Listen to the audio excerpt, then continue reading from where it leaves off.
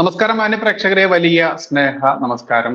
നോക്കൂ, നമ്മൾ കുറച്ച് ദിവസങ്ങളായിട്ട് എന്റെ ശ്രദ്ധയിലും പ്രേക്ഷകരുടെ ശ്രദ്ധയിലും ഒക്കെ പെട്ടിട്ടുണ്ടായിരിക്കാം.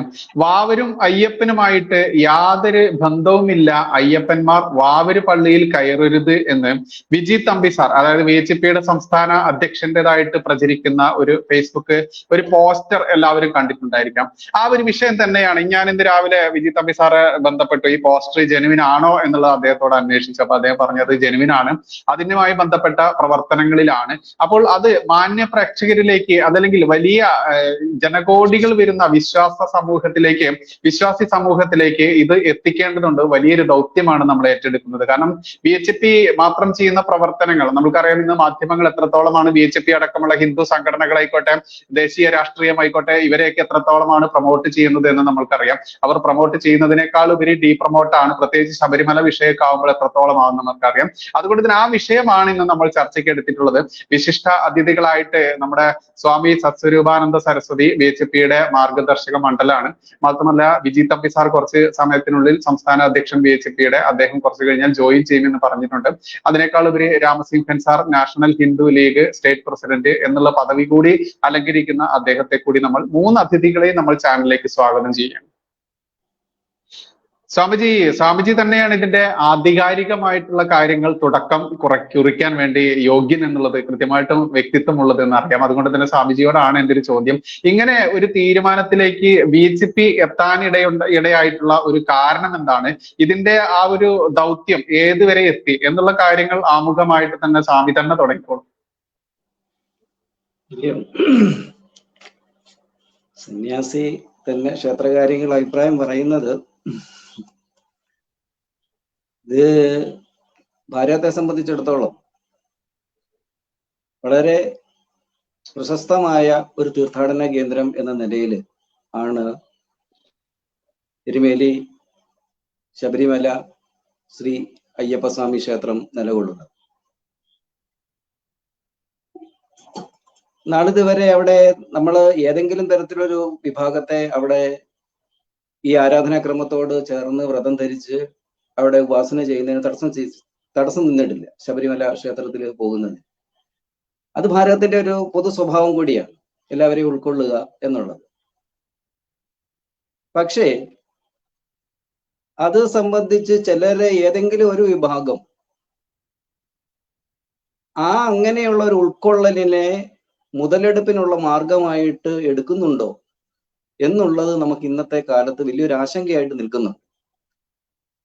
കാരണം ശബരിമലയെ സംബന്ധിച്ചിടത്തോളം അതിന്റെ വാണിജ്യ കേന്ദ്രങ്ങൾ പോലും, അതിന്റെ ഈ ലേലം വിളിക്കുന്ന വാണിജ്യ കേന്ദ്രങ്ങൾ പോലും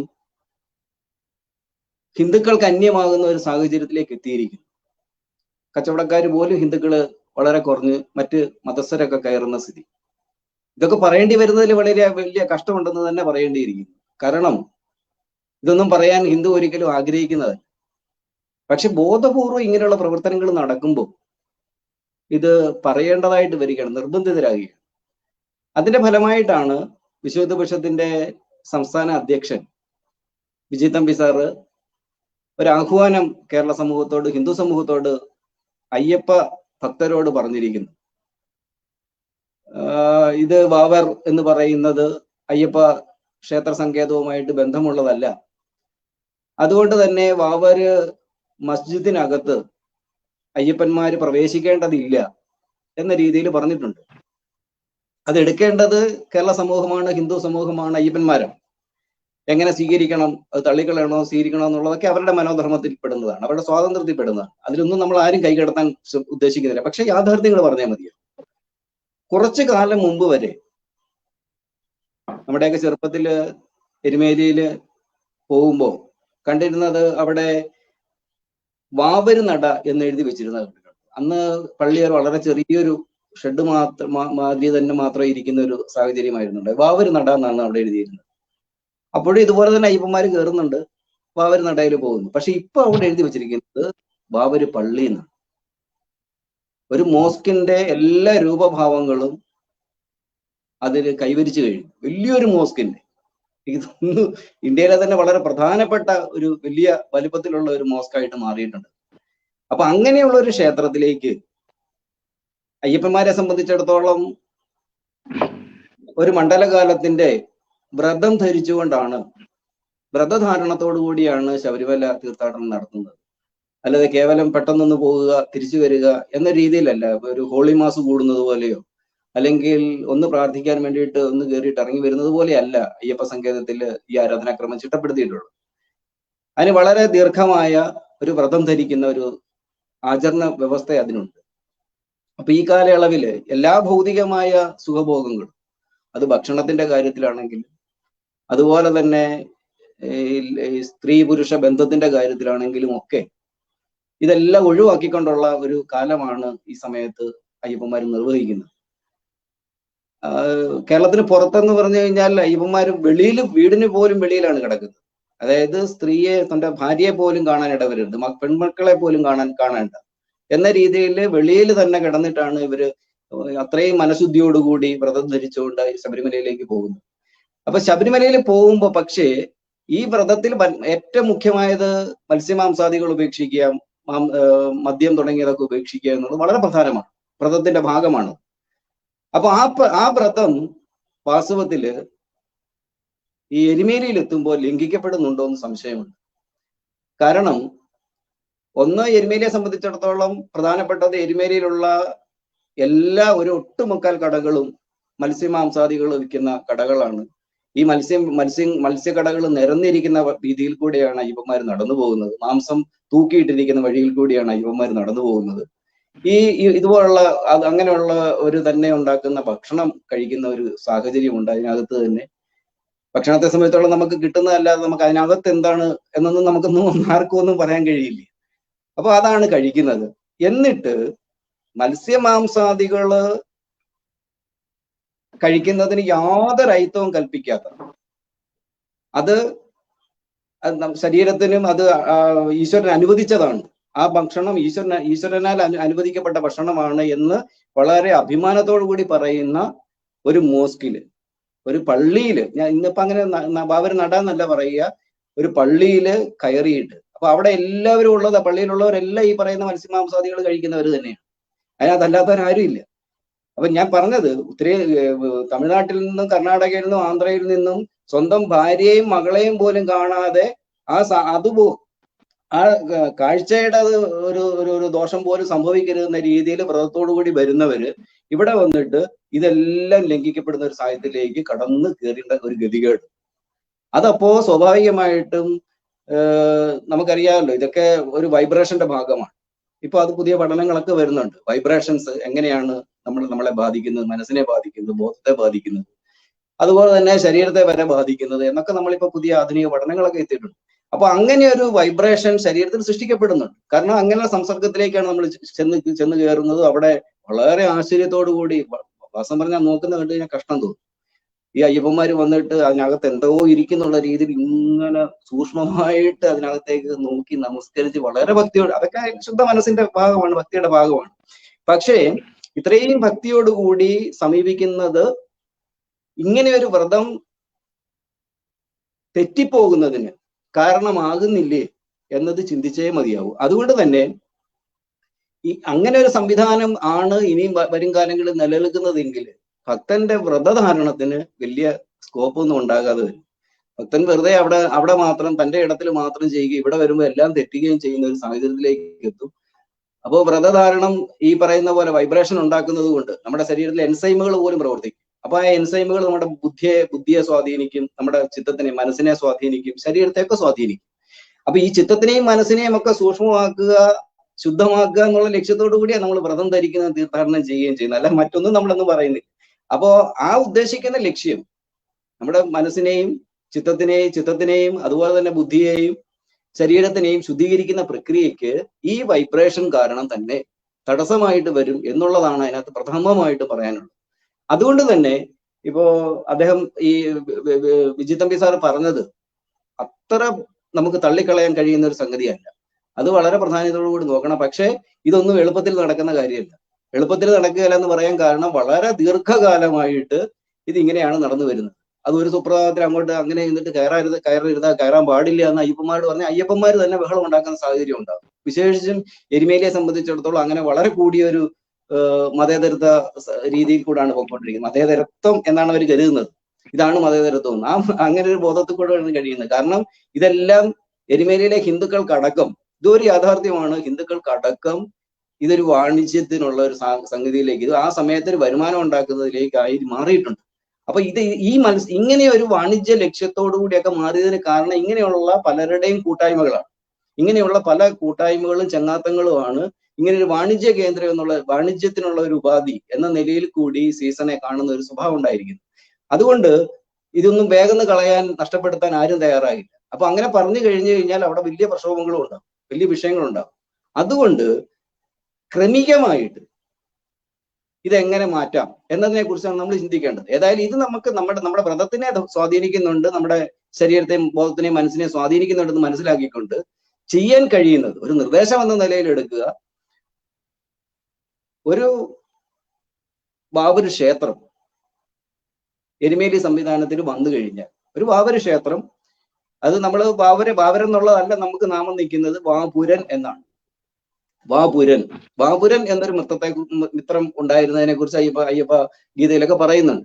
അപ്പോ അതിൽ ആ പറയുന്ന വാപുരൻ എന്നൊരു മിത്രം അയ്യപ്പൻ ഉണ്ടായിരുന്നു എന്ന് പറയുന്നത് കൊണ്ട് ഒരു വാപുര ക്ഷേത്രം എന്നൊരു സംവിധാനം നമ്മൾ അവിടെ വികസിപ്പിക്കാൻ കഴിഞ്ഞാൽ ഒരു പരിധി വരെ നമുക്ക് അയ്യപ്പന്മാരെ ഈ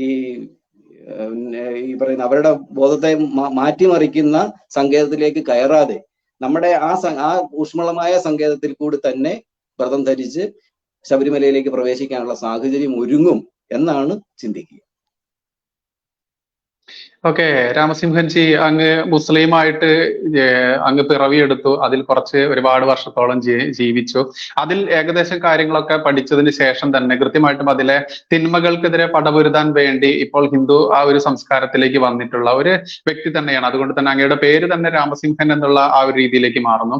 അതുകൊണ്ട് തന്നെ അങ്ങേക്ക് ഇതിൽ കൂടുതൽ പറയാൻ പറ്റും. കാരണം നമ്മൾക്കറിയാം, ഇത് ക്രിസ്ത്യാനിറ്റി ആയാലും ഇസ്ലാം ആണെങ്കിലും ഈ ഇസങ്ങളൊക്കെ ഇവിടെ വന്നതിന് എത്രത്തോളം മുൻപ് നമ്മുടെ ഈ ശബരിമല അയ്യപ്പ ക്ഷേത്രത്തിന്റെ ആ ഒരു ചരിത്രമുണ്ട് എന്നുള്ളതും, അതിനുശേഷം എങ്ങനെയാണ് ഈ വാവറായി മാറിയതും, അന്ന് വാവര് നട പിന്നീട് ഇപ്പോൾ വാവര് പള്ളിയായി മാറിയിരിക്കുന്നു.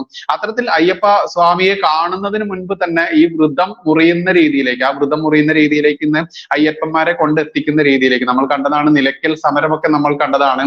കുമരൻ രാജശേഖരജി അടക്കമുള്ള, അതല്ലെങ്കിൽ സത്യാനന്ദ സരസ്വതി സ്വാമി അടക്കമുള്ള ആളുകളുടെ ആ ഒരു ത്യാഗോജ്ജല പോരാട്ടം നമ്മൾ കണ്ടതാണ്. അതിനുശേഷം നിലയ്ക്കലുള്ള ക്രിസ്ത്യാനിറ്റിയുടെ ആ ഒരു കടന്നുകയറ്റമൊക്കെ തട്ടിത്തെറിപ്പിച്ചതൊക്കെ, ധീരോദാത്തമായ സമരമൊക്കെ നമ്മൾ കണ്ടതാണ്. അത്തരത്തിലിരിക്കുന്ന ഈ ഒരു സാഹചര്യത്തിൽ നമുക്കറിയാം, അധിനിവേശ ശക്തികൾ കടന്നു വന്ന സമയത്തൊക്കെ നമ്മൾ കണ്ടിട്ടുണ്ട് ഇവിടുത്തെ ഈ ഹിന്ദു സംസ്കാരങ്ങളായിക്കോട്ടെ, ക്ഷേത്ര സംസ്കാരമായിക്കോട്ടെ, അതല്ലെങ്കിൽ അതുമായി ബന്ധപ്പെട്ട അമൂല്യ അറിവിന്റെ നിറകുടങ്ങൾ ഇതൊക്കെ നശിപ്പിച്ചിട്ടുള്ളതൊക്കെ ഒരുപാട് നമ്മൾക്ക് ഉദാഹരണമായിട്ട് തക്ഷശിലയായാലും ഇതൊക്കെ നളന്ദയായാലും ഒക്കെ നമ്മുടെ മുമ്പിലുണ്ട്. അത്തരത്തിൽ ഇതും അവരുടെ ഒരു അജണ്ട തന്നെയായിരുന്നില്ലേ? അജണ്ടയായിരുന്നില്ലെങ്കിൽ എങ്ങനെയാണ് ഇവർക്ക് വിഗ്രഹാരാധന, അതല്ലെങ്കിൽ ഏകദൈവ വിശ്വാസികളായ ഇവർക്ക് എങ്ങനെയാണ് ഈ വാവർ പള്ളി വരികയും അവിടെ ഹിന്ദുക്കളുടെ കാശ് സ്വീകരിക്കുകയും അവിടെ ഭസ്മ വിതരണം നടത്തുകയും അവിടെ തൊഴുകുകയും ഈ ഒരു സിസ്റ്റം ഒക്കെ വന്നതിന് എങ്ങനെയാണ് ഇതിൽ ജനിച്ച് ജീവിച്ച് വന്ന അങ്ങയുടെ ആ ഒരു നിരീക്ഷണം എങ്ങനെ വരുന്നത്? നമ്മൾ ആദ്യമേ ചിന്തിക്കേണ്ടത് ഇസ്ലാം എങ്ങനെ ഉണ്ടായി എന്ന് ചിന്തിക്കണം. ഇസ്ലാമിന്റെ തുടക്കം എന്ന് പറയുന്നത് സൗദി അറേബ്യയിലാണെന്ന് നമുക്ക് പറയാം. സൗദി അറേബ്യയിൽ എങ്ങനെയാണ് മെക്ക എന്ന സ്ഥലത്തെ ഒരു ക്ഷേത്രം, ആ ക്ഷേത്രത്തിലെ 360ഓളം ബിംബങ്ങൾ, ആ ബിംബങ്ങളെ മുൻപ് അവിടെ ഉണ്ടായിരുന്ന വിഗ്രഹത്തിന്റെ പേരെടുത്തുകൊണ്ട് വിഗ്രഹങ്ങളെ ഇല്ലായ്മ ചെയ്തുകൊണ്ടാണ് ഇസ്ലാം പിറവിയെടുക്കുന്നത് തന്നെ. അങ്ങനെ പിറവിയെടുത്ത ഇസ്ലാമിന് ഒരു വിഗ്രഹത്തെയും അനുകൂലിക്കാൻ പറ്റില്ല, അത് ശിർക്കാണ്. ഇസ്ലാമിക നിയമം അനുസരിച്ച് അമ്മയെ റേപ്പ് ചെയ്താൽ ദൈവം പുറത്തു കൊടുക്കും, അമ്മയെ റേപ്പ് ചെയ്താൽ ദൈവം പുറത്തു കൊടുക്കും. പക്ഷെ ഒരു ബിംബത്തെ വണങ്ങിയാൽ അവനെ പൊറുക്കൽ എന്ന്, അല്ലെങ്കിൽ അവനോട് ക്ഷമിക്കൽ എന്ന ഒരു വ്യവസ്ഥ ഇസ്ലാമിനില്ല.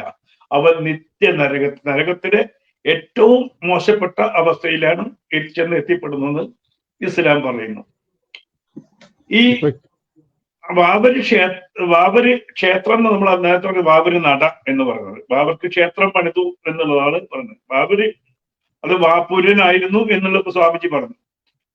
അപ്പൊ ഒരു ക്ഷേത്ര സങ്കല്പത്തിന് മുമ്പ് ക്ഷേത്രത്തിന് എതിരായിട്ടുള്ള, ക്ഷേത്രത്തെ നിരാകരിക്കുന്ന, ബിംബങ്ങളെ നിരാകരിക്കുന്ന, ആ വ്യവസ്ഥയെ സ്വന്തം അമ്മയെ പ്രാപിക്കുന്നതിനേക്കാളും മ്ലേച്ഛമായിട്ട് കരുതുന്ന ഒരു സമൂഹം അംഗീകരിക്കുമോ എന്നുള്ളതാണ് ആദ്യത്തെ ഒരു ചോദ്യം. ഇനി വേണ്ട, ശബരിമലയിലെ പ്രസാദം ഈ വാവര് പള്ളിയിലെ ഖാദി കഴിക്കുമോ?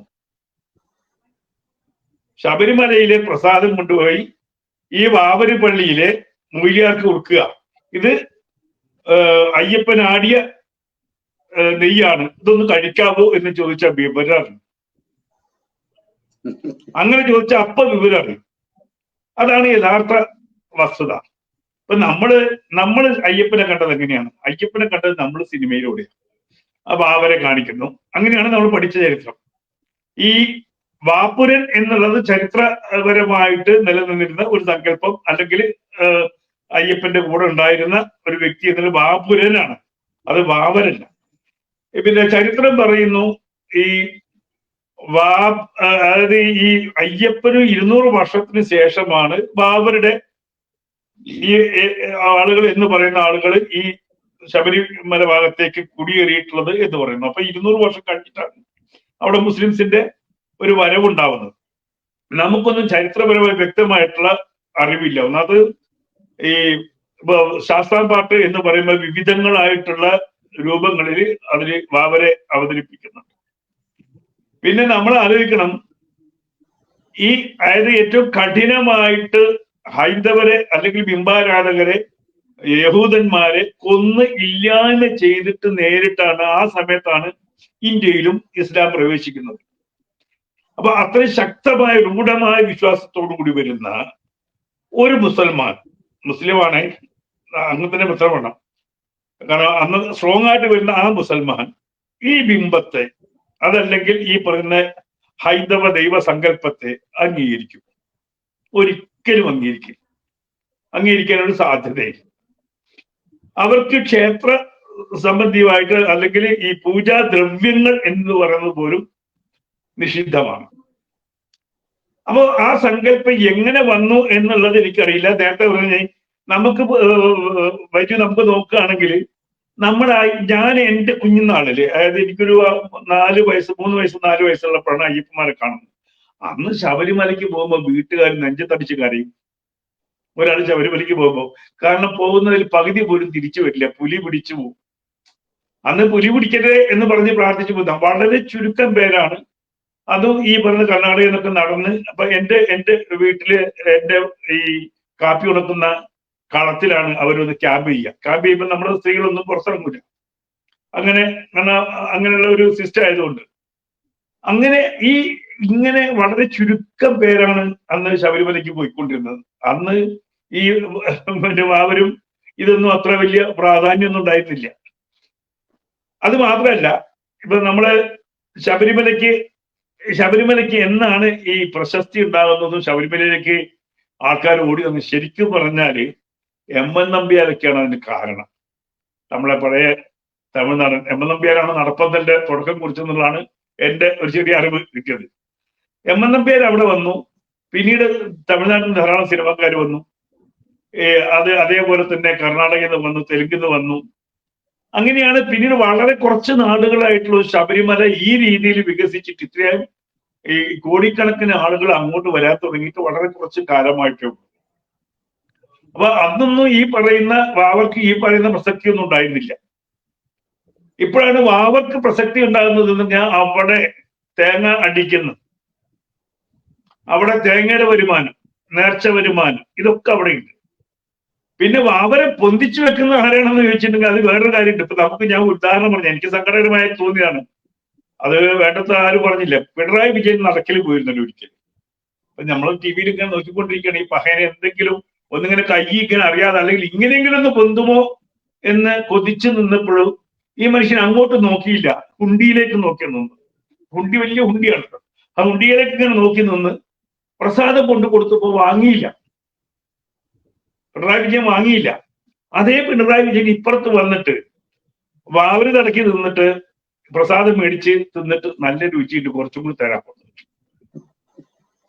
കഴിഞ്ഞ വർഷം നമ്മുടെ ദേവസ്വം ബോർഡ് മന്ത്രി അവിടെ ചെന്നിട്ട് എന്താ ചെയ്തത്? നമ്മളെല്ലാവരും കണ്ടുകൊണ്ടിരിക്കുകയാണ്. അവിടുന്ന് കൊടുത്ത തീർത്ഥം കൊണ്ട് കൈ കഴുകി. ഞാനൊക്കെ നമുക്കൊന്ന് വഴി ഞാനവിടെ പോയിട്ട് ഈ കരിമല വഴി ഞാൻ ഈ കഷ്ടപ്പെട്ട് ചെന്നിട്ട് അയ്യപ്പന്റെ മുമ്പിൽ ഒന്ന് എത്തിപ്പെടാനുള്ള ഒരു ബുദ്ധിമുട്ട് ഒന്ന് ആലോചിച്ച് നോക്കൂ. അവിടെ ചെന്ന് സ്വാമിയെന്ന് വിളിക്കുമ്പോഴത്തേക്കും നമ്മൾ തട്ടി മാറ്റും. ഒരു സെക്കൻഡിന്റെ ഒരു അംശമാണ് നമുക്ക് ആ നടക്കൽ കിട്ടുന്നത്. ഈ മന്ത്രിമാർ അവിടെ പോയി ആ നടക്കൽ നിന്നിട്ട് തിരിഞ്ഞു നോക്കാതെ പ്രസാദം വാങ്ങാതെ തീർത്ഥം വാങ്ങി കൈ കഴുകിയ ഒരു കാഴ്ചയുണ്ടല്ലോ. അപ്പൊ ഈ പറയുന്ന ഈ വാവരും ഈ പറയുന്ന മതേതരത്വം ഒരു പാലാണല്ലോ. ഇങ്ങോട്ടില്ല, അങ്ങോട്ട് മാത്രം കയറുന്ന ഒരു പാല. ഹിന്ദുവിന്റെ നെഞ്ചി കുത്തിയ ഒരു വാളാണ് ഇപ്പൊ മതേതരത്വം. മറ്റുള്ളവർക്കൊന്നും അത് ബാധകമല്ല, ഹിന്ദുവിന് മാത്രമേ മതേതരത്വം ബാധകമുള്ളൂ. അപ്പൊ ഇത് നേരത്തെ സ്വാമിജി പറഞ്ഞതുപോലെ അവിടെ ഒരു കച്ചവട കേന്ദ്രമായിട്ടുണ്ട്, മെക്ക പോലെ. അങ്ങനെ ആവിക്കൊണ്ടാണ് വാവര് വന്ന് ഈ അയ്യപ്പനെക്കാളും വളരും വാവര്. കാരണം വാവർക്ക് വരുന്ന വാവരുടെ പള്ളിയിലേക്ക് വരുന്ന ഒരു തുണ്ടിന് പോലും കണക്ക് ആരും ചോദിക്കില്ല, അത് സർക്കാരിലേക്ക് എടുക്കില്ല. അങ്ങനെ അവിടെ വരുന്നത് മുഴുവൻ പള്ളിക്ക് ഉപയോഗിക്കാം, പള്ളി വലുതാക്കാം, ശബരിമലയേക്കാളും വലുതാവും. അവസാനം ഇന്ന് കായബയിലേക്ക് പോകുന്ന ഭാര്യ നാളെ ബാബരി പള്ളിയിലേക്ക് മാത്രമായി തീർത്ഥാടനം വരാം. അങ്ങനെ തീർത്ഥാടനം വരണമെങ്കിൽ സ്വാഭാവികമായിട്ടും അയ്യപ്പന്റെ ബലം കുറയണം. അയ്യപ്പന്റെ ബലം കുറയ്ക്കാൻ വേണ്ടി എന്തൊക്കെ ചെയ്യാൻ പറ്റുമോ അതൊക്കെ ചെയ്തിട്ട് നമുക്കറിയാം. പൂങ്കാവനത്തിൽ കുരിച്ചു വന്നിട്ടുണ്ട്.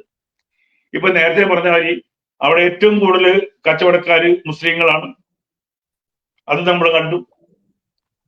അപ്പൊ ഇപ്പൊ മതേതരത്വത്തിന്റെ തിക്തഫലാണ്. അവിടെ വേണമെങ്കിൽ മീൻ പൊരിക്കാം. ഈ നേരത്തെ പറഞ്ഞ ബാബരി പള്ളിയുടെ ചുറ്റും മാംസം തൂക്കിയിട്ടുണ്ട്, മാംസ കച്ചവടമുണ്ട്. അപ്പൊ ഈ സ്വാമിജി പറഞ്ഞ പോലെ 41 ദിവസത്തെ കട്ട വ്രതമെടുത്ത് രാവിലെ എഴുന്നേറ്റ് കുളിച്ചു, വൈകുന്നേരം കുളിച്ചു, ഭജന പാടി, അങ്ങനെ 41 ദിവസം കഷ്ടപ്പെട്ട് എരുമേലിയിൽ എത്തുമ്പോൾ ഇത് തകർത്ത് പൊളിച്ചിട്ടാണ് പിന്നെ പോകുന്നത്. അതായത് ഒരു ബിംബാരാധകനെ കണ്ടാൽ ഇടത്തുനിന്നും വലത്തുനിന്നും വെട്ടിക്കൊല്ലണം എന്ന് പറഞ്ഞ ഒരു സംസ്കാരത്തിന്റെ മുമ്പിൽ പോയിട്ടാണ് ദൈവമേ എന്ന് വിളിക്കുന്നത്. അവിടെ ചെന്ന് ആരെ വിളിക്കുന്നത്? തത്വമസി എന്ന് പറയുന്നത് നമ്മള് അദ്വൈതാണല്ലോ. ഈ അദ്വൈത സിദ്ധാന്തമാണ് ശബരിമലയുടെ ഏറ്റവും വലിയ അവിടെ ദ്വൈതത്തിലേക്ക് മാറുകയാണ്. നമ്മൾ വാവര് പള്ളിയിൽ എത്തുമ്പോ അത് ദ്വൈതത്തിലേക്ക് മാറി, അദ്വൈതം പോയി. പിന്നെ നമ്മൾ തത്വമസി പറഞ്ഞിട്ട് ഒരു കാര്യമില്ല. അവിടെ വേറൊരു അത് അള്ളാഹുവിന്റെ പള്ളിയാണ്, അയ്യപ്പന്റെ പള്ളിയല്ല. അത് മനസ്സിലാക്കണം. ലോകത്ത് അള്ളാഹുവിനല്ലാതെ മുസ്ലിം പള്ളിയില്ല, അള്ളാഹുവിന്റെ പള്ളിയാണ്. അള്ളാഹുവിന്റെ പള്ളിയിൽ അള്ളാഹുവിന്റെ നിയമമാണ്, യാതൊരു സംശയവും വേണ്ട. അള്ളാഹുവിന്റെ നിയമമാണ്. അവിടെ ഒരു കോഴിയെ കഴുത്തി പിടിച്ച് കൊല്ലാൻ സമ്മതിക്കുവോ? ബിസ്മി കൂട്ടി തന്നെ അറക്കണം. ബിസ്മി കൂട്ടി അറുത്ത് ബിസ്മി കൂട്ടി തിന്നണം. അതാണ് പള്ളിയിലെ നിയമം. അപ്പോ ഈ തികച്ചും വ്യത്യസ്തമായ രണ്ട് ധാരകൾ നമുക്ക് മതേതരത്വം എന്ന് പറഞ്ഞാൽ അവിടുന്ന് ഇങ്ങോട്ടും അംഗീകരിക്കട്ടെ. അത് ഞാൻ പറഞ്ഞില്ലേ, പ്രസാദം അയ്യപ്പന്റെ പ്രസാദം അവർ കഴിക്കില്ല. അവരുണ്ടാക്കുന്ന പ്രസാദം ഹലാലായിരിക്കണം, ഹറാമാവാൻ പാടില്ല. അപ്പൊ അവിടെ ചെന്ന് കിട്ടുന്ന പ്രസാദം ഹറാമാ അല്ല, ഹലാലാണ്. നമ്മളെ തികച്ചും അതായത് നമ്മൾ കൊണ്ടുപോകുന്ന വിശ്വാസ പ്രമാണങ്ങൾ മുഴുവനും അവിടെ ഇല്ലാതാവുകയാണ്. നമ്മുടെ ഇരുമുടിക്കെട്ടിനകത്ത് എന്താ നമ്മൾ കൊണ്ടുപോകുന്നത്? നമ്മുടെ കുടുംബം നെയ്തറച്ച് തരുമ്പോൾ അവരെയും കൊണ്ടാണ് നമ്മൾ പോകുന്നത്. ആ കുടുംബത്തിന് നമ്മുടെ കുടുംബത്തിന് ചിലപ്പോൾ അയൽവക്കാരൊക്കെ നമ്മുടെ തലയിലുണ്ട്, അതിനെയും കൊണ്ടാണ് നമ്മൾ പോകുന്നത്. തികച്ചും വ്യത്യസ്തമായ സങ്കല്പം. അപ്പൊ നമ്മൾ ഏത് സങ്കല്പത്തിലേക്കാണോ പോകുന്നത് ആ സങ്കല്പം ശരിക്കും പറഞ്ഞാൽ അവിടെ ഉടയുന്നുണ്ട്. എനിക്കിത് നേരത്തെ അറിയില്ലായിരുന്നു. ഞാൻ മുസൽമാനായിരുന്നപ്പോഴാണ് ശബരിമലയ്ക്ക് പോയത്. പിന്നീടാണ് ഞാൻ ഈ ദ്വൈതത്തിൽ മാറി അദ്വൈതത്തിലേക്ക് മാറിയത്. അദ്വൈത സിദ്ധാന്തത്തിൽ എത്തിയപ്പോഴാണ് ഇതല്ല സത്യം എന്ന് ഞാൻ മനസ്സിലാക്കുന്നത്. അതല്ല ഇപ്പൊ നമുക്കറിയാം, നമുക്ക് ഹിന്ദുവിന് വ്യത്യസ്തമായ വിചാരധാരകളുണ്ട്, വ്യത്യസ്തമായ ആരാധനാക്രമങ്ങളൊക്കെ ഉണ്ട്. അതൊക്കെ ഒന്നിലേക്ക് വന്നു ചേരുന്നുള്ളൂ.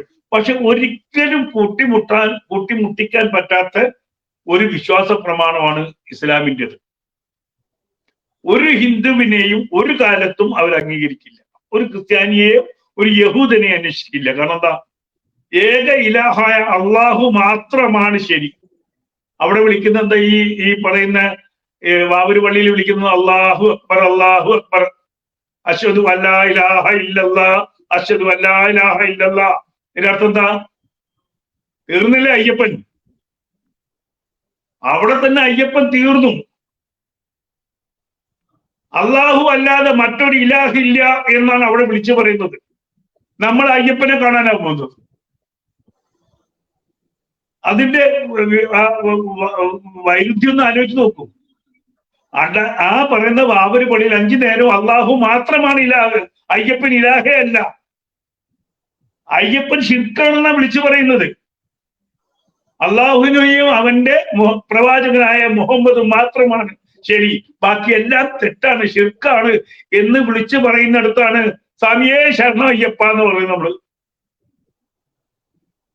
എന്തൊരു ഭോഷ്കാന്ന് ആലോചിച്ച് നോക്കിയേ. ഇത് ഹിന്ദുവിനെ ബോധ്യപ്പെടുത്തണം. ഇത് അത്ര വലിയ ബുദ്ധിമുട്ടുള്ള കാര്യം. ഇത് ഹിന്ദുവിനെ ബോധ്യപ്പെടുത്തുക എന്നുള്ളതാണ്. വാവരല്ല വാപുരൻ എന്നുള്ള ബോധ്യം കൊണ്ടുവരിക. വാവരല്ല വാപുരൻ. സ്വാമിജി പറഞ്ഞാൽ ഞാൻ ഇന്ന് വൈകിട്ടും ചിന്തിച്ചത്, നിങ്ങൾ വിളിച്ചപ്പോൾ എനിക്ക് അവിടെ എന്തുകൊണ്ടൊരു ക്ഷേത്രം വാപുര ക്ഷേത്രം ഉണ്ടാക്കിക്കൂടാ? അങ്ങനെ ഒന്നും ഉണ്ടാക്കിയ തീർന്നു. ഒരു വാപുര ക്ഷേത്രം പിന്നെ ബോധ്യപ്പെടുത്തണം. ഈ 2 വിചാരധാരയും ഒരുമിച്ച് പോകുന്നതല്ല. അങ്ങനെ വിചാരധാര ഒരുമിച്ച് പോകണമെങ്കിൽ അവിടെ 5 നേരം വിളിക്കുന്ന വിളി നിർത്തണം. അല്ലാഹു അക്ബർ, അല്ലാഹു ലാ ഇലാഹ ഇല്ലല്ലാഹ് വ മുഹമ്മദ് റസൂലുള്ളാഹ് എന്ന് പറയുന്ന വാചകങ്ങൾ ആ പള്ളിയിൽ കേൾക്കാൻ പാടില്ല. കാരണം നമ്മൾ അയ്യപ്പൻ ഉണ്ടെന്നാ പറയുന്നത്, അവര് അയ്യപ്പൻ ഇല്ല എന്നാ പറയുന്നത്. ശാസ്താവില്ല, അള്ളാഹു മാത്രമേ ഉള്ളൂ എന്ന് പറയുന്നിടത്ത് ശാസ്താവിനെ കാണാൻ പോകുന്നവർക്ക് എന്ത് കാര്യം? അത് ആ ഒരു ബോധം ആർക്കുണ്ടാക്കി കൊടുക്കണം. എന്താണ് അടിസ്ഥാനപരമായ ഇസ്ലാം? ഇസ്ലാമിന്റെ അടിസ്ഥാനപരമായ വിശ്വാസം എന്താണ്? ആ ഇസ്ലാമിൽ ഹിന്ദു ഏത് ഭാഗത്ത് നിൽക്കുന്നു? ഹിന്ദു മതം എന്ന് പറയുന്നത് ഇസ്ലാമുമായിട്ട് ഏതെങ്കിലും വിധത്തിൽ കൂട്ടിച്ചേരാൻ പറ്റുമോ? പറ്റില്ല, ഉറപ്പായിട്ടും പറ്റില്ല. അങ്ങനെയാണെങ്കിൽ നമുക്ക് ഒരു കുഴപ്പമില്ല. അവര് സ്വാമിയെ ശരണം അയ്യപ്പ എന്ന് വിളിക്കാനും കുഴപ്പമില്ല. ആ പള്ളിക്കകത്ത് അയ്യപ്പന്റെ ഫോട്ടോ വെച്ചാൽ കുഴപ്പമില്ല, അതും ശരിയാകും. ഒന്നും വേണം ശ്രമിച്ചു നോക്കൂ. അവിടെ നിസ്കരിക്കുന്നതിന്റെ തൊട്ടടുത്ത്, മുസ്ലിം നിസ്കരിക്കുന്നതിന്റെ തൊട്ടടുത്ത് ഒരു അയ്യപ്പന്റെ ഫോട്ടോ സമ്മതിക്കുമോ? എങ്കിലും നമുക്ക് സമ്മതിക്കാം. അങ്ങനെ അവർ ചെയ്യാണ്. കിബിലയ്ക്ക് മുന്നിടുന്ന ആ സ്ഥാനത്തുണ്ടോ, ആ സ്ഥാനത്ത് ഒരു അയ്യപ്പന്റെ ഫോട്ടോ വെച്ചാൽ ഞാൻ അംഗീകരിച്ചു കൊടുക്കാം. അപ്പൊ ലഹളയുണ്ടാവും. അങ്ങനെ ഒരു അയ്യപ്പന്റെ ഫോട്ടോ അവിടെ കൊണ്ടുവച്ചു നോക്കൂ, ലഹളയുണ്ടാവും. അത് വേറെ രീതിയിൽ നാളെ കുട്ടികൾക്ക് പഠിക്കാൻ വേണ്ടിയിട്ട് ഒരു ലഹള കൂടി നമുക്ക് ഉണ്ടാക്കേണ്ടി വരും. അപ്പൊ ഇത് 2 യോജിച്ച് പോവില്ല എന്നറിഞ്ഞുകൊണ്ട് 2 രണ്ടായിട്ട് നിലനിന്നോട്ടെ. അവിടെ മുസ്ലിങ്ങൾ കയറിക്കോട്ടെ. അയ്യപ്പനെ കാണാൻ വന്നോട് പറയണം, നിങ്ങൾ പോകുന്നത് അദ്വൈതത്തിൽ, നിങ്ങൾ 18 പടിയും ചവിട്ടി കയറി ചെന്നാൽ മേലെ കാണുന്നത് തത്വമസി എന്നുള്ള ഒരു ബോർഡാണ്. നിങ്ങളാണ് ദൈവം, ദൈവം നിങ്ങളും 2 രണ്ടല്ല.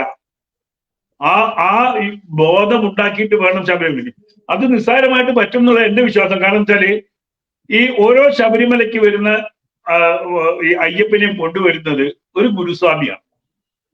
കേരളത്തിലെ ഗുരുസ്വാമിമാരെ മൊത്തം ഒന്ന് ബോധവൽക്കരിച്ചു കഴിഞ്ഞാൽ ആ പ്രശ്നം തീരുന്നുള്ളതാണ് എന്റെ കണക്കൂട്ടൽ. ഗുരുസ്വാമിമാര് ബോധവൽക്കരണം നടത്തി കഴിഞ്ഞാൽ ഈ 2 ധാരയും ഒരുമിച്ച് പോവില്ല. നമ്മൾ അയ്യപ്പനെ കാണാൻ പോകുമ്പോൾ അവിടെ അള്ളാഹുവിന് കാര്യമില്ല എന്ന് ബോധ്യപ്പെടുത്തി കഴിഞ്ഞാൽ ഇത് ക്ലീൻ ആയിട്ട് വളരെ കുറച്ചു കാലം കൊണ്ട് തന്നെ ഇത് മാറ്റാൻ കഴിയും. ബാബുരന്റെ ഒരു ക്ഷേത്രവും കൂടി വരികയാണെങ്കിൽ ഇത് പൂർണ്ണമായിട്ടും വലിയ കാലമൊന്നും വേണ്ട, ഒരു 10 വർഷം കൊണ്ട് സാധിക്കും എന്നുള്ളതാണ് എന്റെ വിശ്വാസം. ഓക്കെ. വിജി തമ്പി സാർ, അങ്ങയുടെ ഫേസ്ബുക്കിലും മറ്റ് സോഷ്യൽ മീഡിയയിലും കണ്ട ആ ഒരു പോസ്റ്റ് തന്നെയാണ് ഇന്ന് ഈ ഒരു ലൈവ് ചർച്ചയ്ക്കുള്ള ആ ഒരു ആധാരം. നമ്മൾക്കറിയാം, ഇപ്പം ബാബറി മസ്ജിദ് എന്ന് പറയുന്ന ആ ഒരു ഭാരതത്തിന്റെ ഓരോ ഹിന്ദുവിന്റെയും തീരാവേദനയായിരുന്ന ആ ഒരു ക്യാൻസറിനെ, അങ്ങനെ തന്നെ പറയേണ്ടതുണ്ട്, ആ ഒരു ക്യാൻസറിനെ നമ്മൾ നശിപ്പിച്ച് ഇന്നിപ്പോൾ ഭാരതത്തിന്റെ ആ ഒരു അഭിമാനമായിക്കൊണ്ട് രാമജന്മഭൂമി ക്ഷേത്രം അവിടെ ഉയർന്നു. അതിന്റെ പ്രാണപ്രതിഷ്ഠ കഴിഞ്ഞു. അവിടെ ഭക്തജന ലക്ഷങ്ങൾ ഓരോ ദിവസവും അവിടെ ദർശനം നടത്തിക്കൊണ്ടിരിക്കുന്നു. ആ ഒരു ഭാരതത്തിന്റെ ആ ഒരു തനതായ സംസ്കാരം വീണ്ടെടുത്തും ആ ഒരു രീതിയിലേക്ക് വരെ ഒരു പക്ഷേ ശബരിമല എന്ന് പറയുന്ന ലോക തീർത്ഥാടന കേന്ദ്രം, അങ്ങനെ തന്നെ പറയേണ്ടതുണ്ട്, ദേശീയ മാത്രമല്ല ലോകത്താകമാനമുള്ള ഭക്തജനങ്ങൾ വന്നു പോകുന്ന ഒരു തീർത്ഥാടന കേന്ദ്രം തന്നെ, ആ തീർത്ഥാടന കേന്ദ്രത്തിലേക്ക് കയറുന്നതിന് മുൻപ് തന്നെ ഇത്തരത്തിലൊരു പള്ളി ഉയർന്നു വരിക, അത് ആദ്യം ബാബുരൻ എന്ന് പറയുന്ന അയ്യപ്പസ്വാമിയുടെ സുഹൃത്ത് എന്ന രീതിയിൽ കൊണ്ടുവരിക. എന്നാൽ അയ്യപ്പസ്വാമിയുടെയും ഈ ഇസ്ലാം മതം ഇങ്ങോട്ട് കടന്നു വന്നതിന്റെയും ചരിത്രമൊക്കെ എടുത്തു കഴിഞ്ഞാൽ ഇസ്ലാം മതം വരുന്നതിന് മുൻപേയുള്ള ചരിത്രം അയ്യപ്പസ്വാമിയുടേത് കാണാം. പിന്നീട് എങ്ങനെയാണ് ഇത് കൂട്ടിച്ചേർക്കപ്പെട്ടത് എന്ന് ചിന്തിക്കുന്നവർക്ക് കൃത്യമായിട്ട് ദൃഷ്ടാന്തമുണ്ട്. അപ്പൊ ഭാവിയിൽ ഒരു വലിയ ആറ്റം ബോംബ് തന്നെയാണ് ഇപ്പോൾ തന്നെ സൃഷ്ടിക്കപ്പെട്ടിരിക്കുന്നത്. കാരണം വാവര് നട പിന്നീട് വാവര് പള്ളിയായി മാറിയിരിക്കുന്നു. ഇത്തരത്തിൽ അയ്യപ്പസ്വാമിമാരുടെ വ്രതം ആചാര ലംഘനം നടത്താൻ വേണ്ടി മനഃപൂർവ്വം തന്നെ സർക്കാർ സ്പോൺസേഡ് ആയിട്ട്, അതല്ലെങ്കിൽ നിഗൂഢ ശക്തികളുടെ സ്പോൺസേഡ് ആയിട്ട് തന്നെ ഇത്തരത്തിലൊരു പള്ളി വളർന്നു വരുന്നു. അതൊരു ആറ്റം ബോംബ് തന്നെയാണ്, ഹിന്ദുവിന്റെ തലയിലിരിക്കുന്ന വാള് തന്നെയാണെന്ന് പറയേണ്ടതുണ്ട്. എങ്ങനെയാണ് ഈ ഒരു ചരിത്ര മുഹൂർത്തത്തിലേക്ക്, ഈ ഒരു ചുവടിലേക്ക് എങ്ങനെയാണ് BHP സംസ്ഥാന അധ്യക്ഷൻ എന്നുള്ള രീതിയിൽ തന്നെ BHP എങ്ങനെയാണ് ഇത് കടന്നുപോയത്? അതെങ്ങനെയാണ് അങ്ങയുടെ ഒരു നിരീക്ഷണം വരുന്നത്? സ്വാമി ശരണമയ്യപ്പ, ഇതില് വളരെ ഒരു രസകരം അല്ലെങ്കിൽ ഒരു ആധികാരികമായ ഒരു സംഭവം, ശബരിമലയിൽ നമ്മൾ 18 പടി കയറി ചെല്ലുമ്പോൾ മുകളിൽ കാണുന്നത് എന്താണ്? തത്വമസി.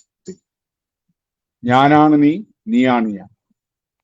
എല്ലാ മതങ്ങൾക്കും, എല്ലാ ജാതികൾക്കും, എല്ലാ വർണ്ണവർഗങ്ങൾക്കും അതീതനമാണ് ഞാൻ. കാര്യം നിന്റെ ഉള്ളിലാണ് ഞാനുള്ളത് എന്നാണ് അവിടെ വിവരിച്ചിരിക്കുന്നത്.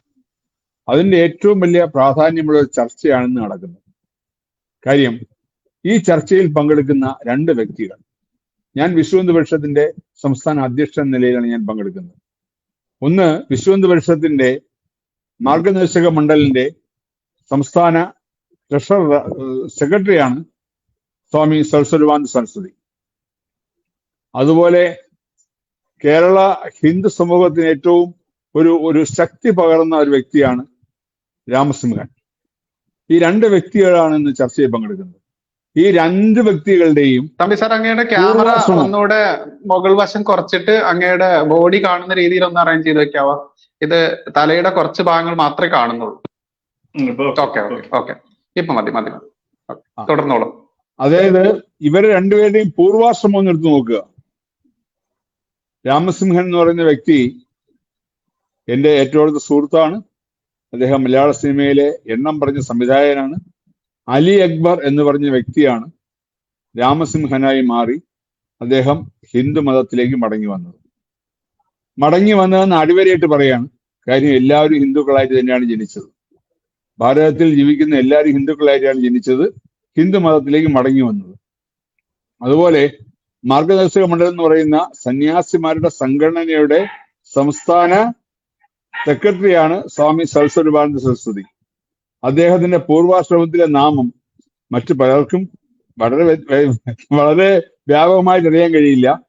സതീഷ് പോൾ എന്ന് പറയുന്ന അറിയപ്പെടുന്ന ഒരു പത്രപ്രവർത്തകനായിരുന്നു അദ്ദേഹം.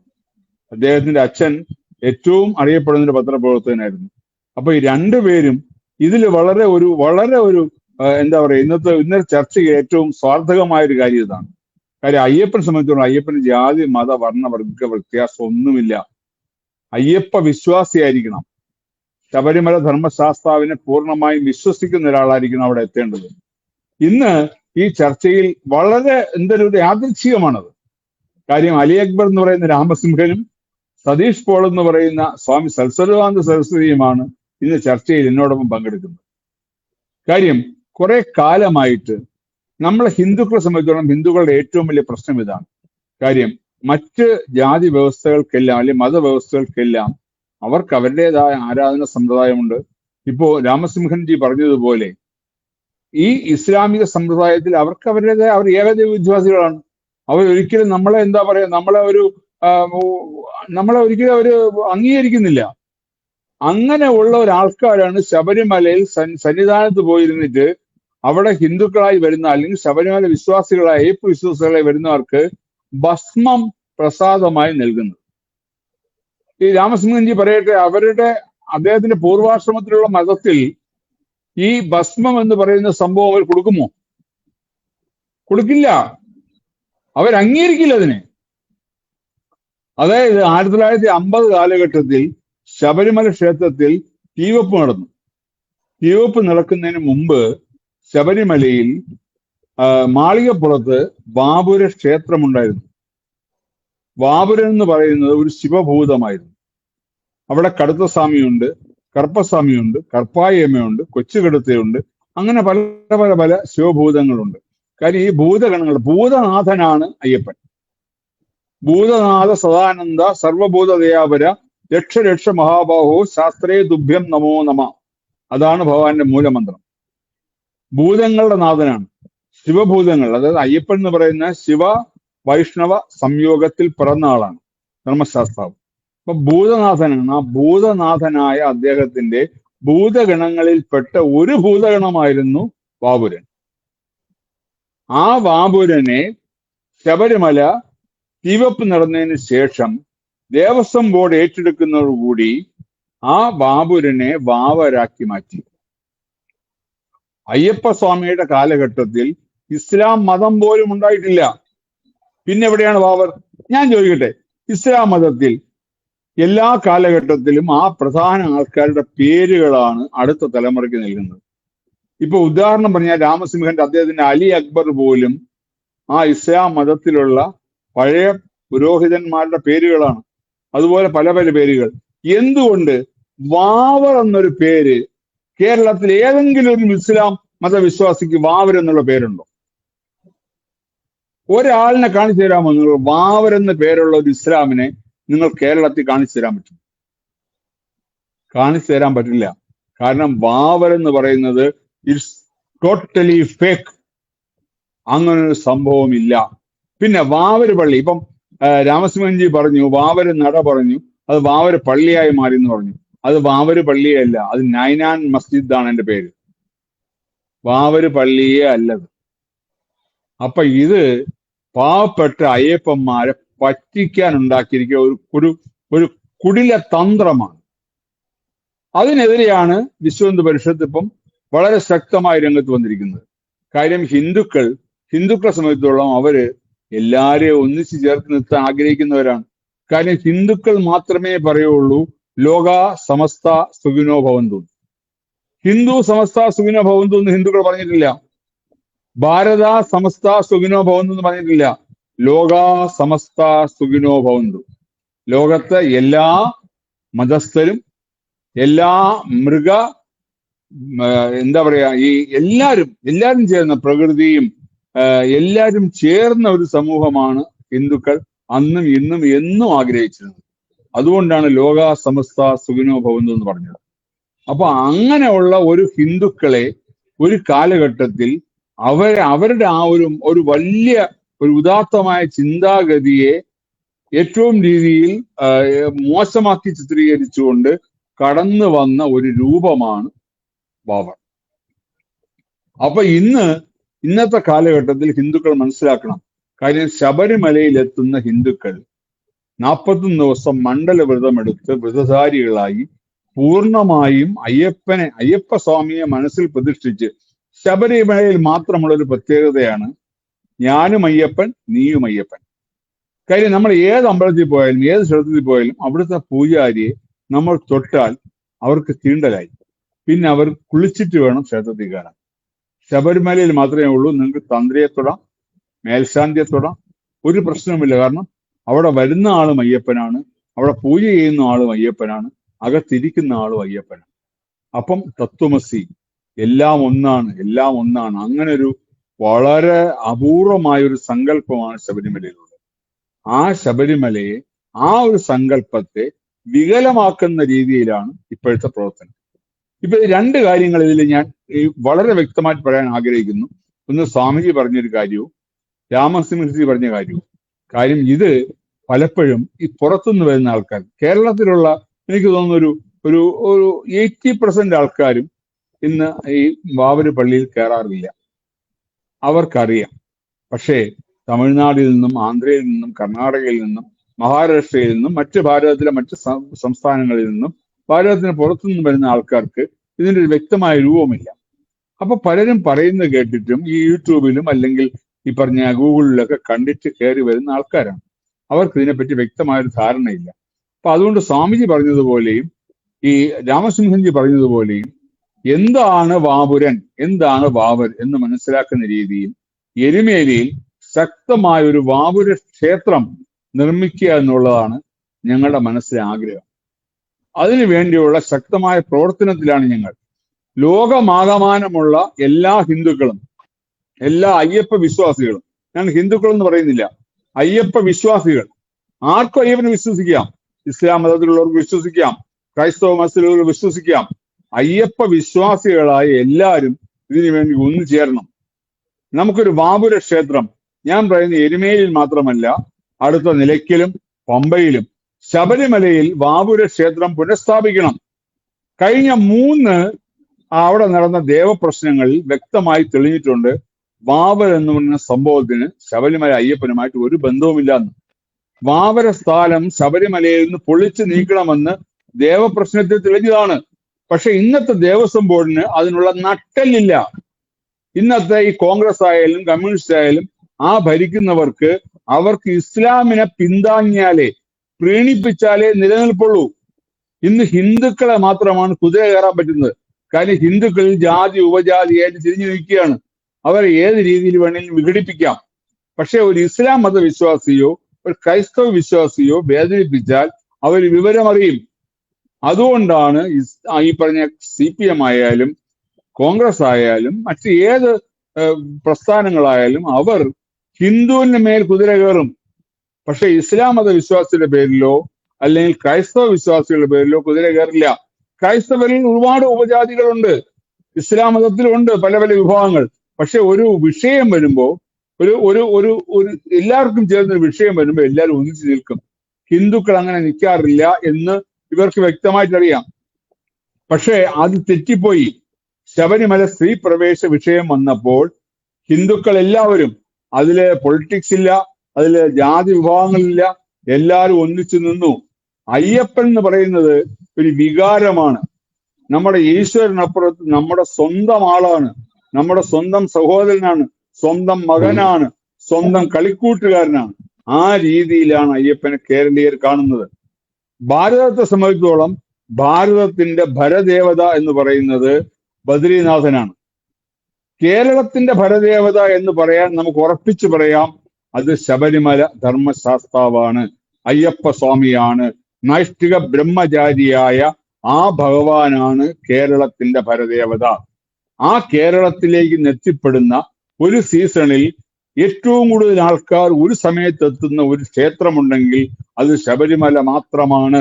അത് നമുക്ക് അടിവരയിട്ട് പറയാം.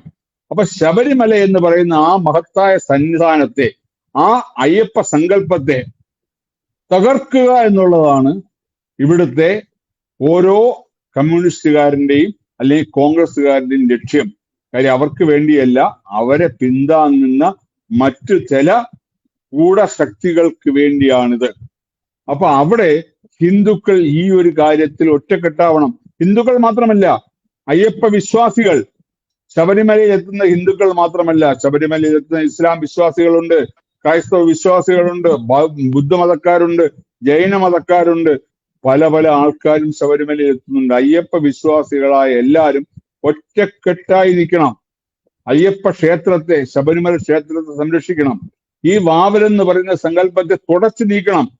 അത് മാറ്റി വാവൂരിനെ പുനഃസ്ഥാപിക്കണം. നമ്മൾ ഒന്നായി നിൽക്കണം. വാവൂര ക്ഷേത്രം എരുമേലിയിൽ ആദ്യം പണിയാൻ വിശ്വഹിന്ദു പരിഷത്ത് മുന്നിട്ട് വരികയാണ്. അതിന് ലോകമെമ്പാടുമുള്ള അയ്യപ്പ വിശ്വാസികളുടെ കൈ അയച്ചുള്ള ധനസഹായം വേണം, അവരുടെ പിന്തുണ വേണം. എല്ലാ രീതിയിലുള്ള ഒരു സഹായവും ഉണ്ടെങ്കിൽ തീർച്ചയായും അടുത്ത സീസണിൽ ശബരിമലയിൽ വരുന്ന ഭക്തർക്ക് കാണാം എരുമേലിയിൽ ഒരു വാവൂര ക്ഷേത്രം. അതുപോലെ ഓരോ സ്ഥലത്തും ഈ വാവൽ എന്ന് പറയുന്ന ഈ കള്ള സങ്കല്പത്തെ നമുക്ക് തുടച്ചു മാറ്റണം. കാര്യം ഇത് ഹിന്ദുക്കളുടെ മേൽ കുതിര കയറാനുള്ള ശ്രമമാണ്. അതിന് നമ്മൾ അനുവദിച്ചു കൊടുക്കാൻ പാടില്ല. ഈ പറഞ്ഞ ദേവപ്രശ്നത്തിൽ തെളിഞ്ഞത് നമ്മൾ അത് സ്ഥാപിക്കണം. ശബരിമല എന്ന് പറയുന്ന അപൂർവ ആ കാനന ക്ഷേത്രം, ആ കാനന ക്ഷേത്രത്തിന്റെ എല്ലാം പവിത്രതയും നിലനിർത്തിക്കൊണ്ട് ഭഗവാൻ അയ്യപ്പ ദർശനത്തിന് വരുന്നവർക്ക് ഭഗവാനെ കാണണം. അത് ആർക്കും വരാം, ഏത് മതക്കാർക്കും വരാം. അവിടെ മതം ജാതി ഒന്നും പ്രശ്നമല്ല.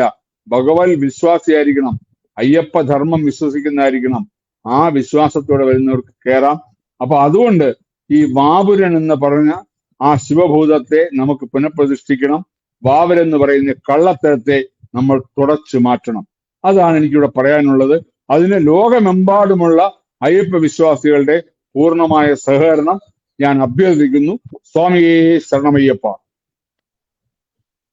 ഓക്കെ, സാർ ഒരു യാത്രയിലാണെന്ന് പറഞ്ഞു. എന്നിരുന്നാലും സാറ് വിലപ്പെട്ട കുറച്ച് സമയം ഇതിന് ചെലവഴിച്ച് നന്നായി. കാരണം സാറിന്റെ വാക്ക് തന്നെയാണ് ആധികാരിക വാക്ക് BHP സംസ്ഥാന അധ്യക്ഷൻ എന്നുള്ള രീതിയിൽ തന്നെ. സാറ് നിൽക്കുകയാണെങ്കിൽ അവിടെ തന്നെ സാർ ഒന്ന് വെയിറ്റ് ചെയ്യുക. ലാസ്റ്റ് ചെറിയൊരു 5 മിനിറ്റ് കൂടെ ഒന്ന് വെയിറ്റ് ചെയ്യണം. സ്വാമിജി, നമ്മൾക്കറിയാം ഇത് ഇപ്പോ ഈ ഇസ്ലാം കടന്നു വന്ന എന്ന ചരിത്രത്തിലേക്കൊക്കെ പോയി കഴിഞ്ഞാൽ വളരെ വിവാദപരമായിട്ടുള്ള ചരിത്രങ്ങൾ അതല്ലെങ്കിൽ വാക്കുകൾ തന്നെ നമ്മൾക്ക് പറയേണ്ടി വരും. എങ്ങനെയാണ് ഈ കള്ളച്ചരിത്രം എഴുതപ്പെട്ടത് എന്നൊക്കെ ചിന്തിക്കുന്നവർക്ക് ദൃഷ്ടാന്തമുണ്ട് എന്നറിയാം. അത്തരത്തിൽ എല്ലാം കൂടെ കണക്കിലെടുത്തുകൊണ്ട് എങ്ങനെയാണ് ഒരു കൂട്ടിച്ചേർക്കൽ വരുന്നത്? കൂടുതൽ എന്താണ് സ്വാമിജിക്ക് കൂട്ടിച്ചേർക്കാനുള്ളത്? സ്വാമിജിയുടെ ആദ്യത്തെ ആ ഒരു ഏതിൽ നിന്നാണ് വന്നത്, പൂർവാശ്രമ നാമമൊക്കെ ആദ്യമായിട്ട് അറിയാം കേട്ടോ. എന്തായാലും വിജി തമ്പി സാർ അത് പറഞ്ഞു നന്നായി. പ്രേക്ഷകരും ആദ്യമായിട്ട് അറിയായിരിക്കും, സ്വാമിജിയെ നേരിട്ട് പരിചയപ്പെടുന്നത് ആദ്യമായിട്ടാണല്ലോ. എങ്ങനെയാണ് സ്വാമിജി കൂടുതൽ കൂട്ടിച്ചേർക്കാനുള്ളത്? 2 കാര്യങ്ങൾ നോട്ടബിൾ ആയിട്ട് തോന്നി. ഒന്ന്, നമ്മുടെ രാമസിംഹൻജി പറഞ്ഞത്, അതായത് ഈ വാവർ എന്നുള്ള സങ്കേതത്തിന്, വാവർ പള്ളി ആ സങ്കേതത്തിന് ഇത് കൂടുന്നതോടുകൂടി മെല്ലെ മെല്ലെ അയ്യപ്പൻ എന്നുള്ളത് പ്രസക്തി കുറഞ്ഞു വരാൻ സാധ്യത. കാരണം ഈ വാവർ ക്ഷേത്രത്തിൽ കേൾക്കുന്നത് വേറൊരു ദൈവവും ഇല്ല എന്നുള്ള സാധനം തന്നെയാണ് കേട്ടോണ്ടിരിക്കുന്നത്. ഇത് കേൾക്കുന്നത് ഉണ്ടാക്കുന്ന ഒരു ഇമ്പാക്റ്റിൽ സ്വാഭാവികമായിട്ടും അയ്യപ്പൻ അപ്രസക്തമാകും എന്നുള്ള ഒരു സാധ്യത അവിടെ മുമ്പിലുണ്ട്. അതുപോലെ തന്നെ വിജി തമ്പി സാർ പറഞ്ഞതുപോലെ വാവര് എന്നൊരു പേര് എന്തുകൊണ്ട് മുസ്ലിങ്ങൾ ആരും പേരിടുന്നില്ല തങ്ങളുടെ കുട്ടികൾ? വളരെ ഉത്തരം പറയേണ്ട കാര്യമാണ്. ഇപ്പൊ ഇസ്ലാമിന്റെ ഭാഗമാണ്, ഇസ്ലാമിന്റെ ആണ്. മറ്റൊരു പേരുണ്ട്, ടിപ്പു എന്നൊരു പേര് വിടാറില്ല അവരാരും. അതെ, കൂട്ടിച്ചേർത്തേ ഉള്ളൂ. അപ്പൊ ഇത് 2 വളരെ നോട്ടബിൾ ആയിട്ട് തോന്നും. അതെ. പിന്നെ ഇസ്ലാമിനെ സംബന്ധിച്ചിടത്തോളം അലി പറഞ്ഞ സാന്ദർഭികമായിട്ട് തോന്നിപ്പോയതാണ്. ഈ നിലമ്പൂര് വഴിക്കടവ് റോഡില്, ആ റൂട്ടില് ഗൂഡല്ലൂര് പോകുന്ന വഴി നാടുകാണി എന്ന് പറയുന്ന ഒരു സ്ഥലത്ത് ഒരു 10-30 വർഷം മുമ്പ് അവിടെ ഒരു ജാറ ഉണ്ടായിരുന്നു. അത് അന്നൊരു അവിടെ ഒരു മുസ്ലിം ആളായിരുന്നു അവിടെ വഴി കാട്ടി കൊടുത്തിരുന്നത്. അയാൾ മരിച്ചതിന്റെ ആണെന്ന് പറഞ്ഞ് അവിടെ കുറച്ച് മുസ്ലിങ്ങൾ അവിടെ ഒരു ജാറും വെച്ചു. അപ്പൊ ആ ജാറത്തിൽ എല്ലാരും ചെന്ന് അവിടെ എന്തെങ്കിലുമൊക്കെ ഇതൊക്കെ സംഭാവനയൊക്കെ കൊടുക്കും, നേർച്ചയൊക്കെ ഇടും. അപ്പോൾ വഴി യാത്രക്കാരൊക്കെ ഇത് ചെയ്യും, യാത്രയിൽ സുരക്ഷിതമാകും എന്ന രീതിയിൽ പറയുന്നത്. അതല്ല, അവിടെ എല്ലാ മതസ്ഥരും കൂടി അവിടെ ഭക്ഷണം കഴിക്കുന്ന ഒരു രീതിയിലേക്ക് വന്നു. അവിടെ ചോറ് നേദ്യം ഉണ്ടാക്കും. അപ്പൊ അവിടെ ഹിന്ദുക്കൾ എല്ലാവരും അവിടെ വരും. ഇത് അവിടുത്തെ ചില മുസ്ലിങ്ങൾക്ക് ഇഷ്ടപ്പെട്ടില്ല. അതവിടെ ഭയങ്കര പ്രശ്നം ഉണ്ടാക്കി ആ ചോറ് കൊടുക്കാൻ പറ്റില്ല എന്ന് ഡയറക്റ്റ് പറഞ്ഞു. അപ്പൊ ഇങ്ങനെയൊക്കെ പറയുന്ന ആളുകൾ തന്നെ ഇങ്ങനെ ഇവിടെ ഒരു ക്ഷേത്രത്തിൽ ഇങ്ങനെ വലിയ മുതലെടുപ്പ് നടക്കുക എന്ന് പറഞ്ഞു കഴിഞ്ഞാൽ എത്ര വിരോധാഭാസമാണ്. ഇത് വാസ്തവത്തിൽ നമ്മളെ ഒരു പൊതുസമൂഹത്തെ മുഴുവൻ വിഡ്ഢികളാക്കുകയല്ലേ, അല്ലേ? അതോ ഈ പറയുന്ന വിഭാഗത്തിന് മാത്രമേ ഇങ്ങനെയുള്ള ബുദ്ധിയും കാര്യങ്ങളൊക്കെ ഉള്ളൂ? അങ്ങനെ നമ്മൾ ചിന്തിച്ചു പോകുന്നതാണ്. നമ്മള് ഇപ്പൊ ഹിന്ദുക്കൾ ആരും അങ്ങനെ ചിന്തിക്കാൻ താല്പര്യപ്പെടുന്നവരല്ല. നമ്മൾ പറഞ്ഞല്ലോ, ഇവിടെ ഈ എപ്പോഴും പറയുന്ന പോലെ ലോകം മുഴുവൻ സുഖമായിട്ടിരിക്കട്ടെ എന്നൊക്കെ സങ്കല്പമുള്ളവർ തന്നെയാണ്. എപ്പോഴാണ് എന്റെ ശിരസിൽ വന്ന് കൂട് കൂട്ടുക, കിളികൾ കൂട് കൂട്ടുക എന്നൊക്കെയുള്ള പ്രതീക്ഷിച്ചിരിക്കുന്നവരാണ് ഞങ്ങളും. അപ്പൊ ഞങ്ങൾക്ക് ദേഹം പോലും ഞങ്ങൾക്ക് അങ്ങനെ വലിയ പ്രാധാന്യം കൊടുക്കുന്നില്ല. അപ്പൊ അങ്ങനെയൊക്കെയുള്ള ഒരു പാരമ്പര്യമുള്ള ഹിന്ദുക്കൾക്ക് ഇങ്ങനെയൊക്കെയുള്ള സംഗതികൾ വരുന്നത് കൊണ്ടാണ്, തിരിച്ചടികളായിട്ട് വരുന്നത്. ഇങ്ങനെയൊക്കെ സമൂഹം ഇങ്ങനെ കാണിക്കുന്നു, ചിലർ മുതലെടുപ്പിനായിട്ട് കാണിക്കുന്നു എന്നതുകൊണ്ട് മാത്രമാണ് ഈ വിധത്തിലൊക്കെ ചിന്തിക്കേണ്ടി വരുന്നത്. അപ്പൊ ഈ ക്ഷേത്രത്തെ സംബന്ധിച്ച് നൈനാർപ്പള്ളിയെ സംബന്ധിച്ചിടത്തോളം അതിന്റെ ഭാരവാഹികള് ആണ് ചിന്തിക്കേണ്ടത്. ഇത് തങ്ങളുടെ ഇസ്ലാമികമായ പാരമ്പര്യമായിട്ട് ചേർന്ന് പോകുന്നതാണോ എന്ന് ചിന്തിച്ച് അവർ ഉറപ്പിക്കുക. ഇല്ലെങ്കിൽ അവർ കാണിക്കുന്നത് ഇപ്പൊ മുനാഫ് എന്ന് പറയുന്നത് നേരെ തിരിച്ചു പറയേണ്ടി വരും. മുനാഫിക്ക് എന്ന് പറയുന്ന സാധനത്തില് കപടൻ എന്ന് പറയുന്ന സംഗതി ഇതാണ് കാപട്യം. അപ്പൊ കപടൻ എന്ന് പറയുന്ന വർഗം ഇവരാണ് എന്ന് പറയേണ്ട ഗതികേട് വരും. പൊതുസമൂഹത്തിന് മുന്നിൽ അങ്ങനെ നമുക്ക് മനസ്സിലാക്കാൻ കഴിയുന്നുള്ളൂ. നിഷ്കളങ്കമായിട്ട് ചിന്തിക്കുകയാണ്.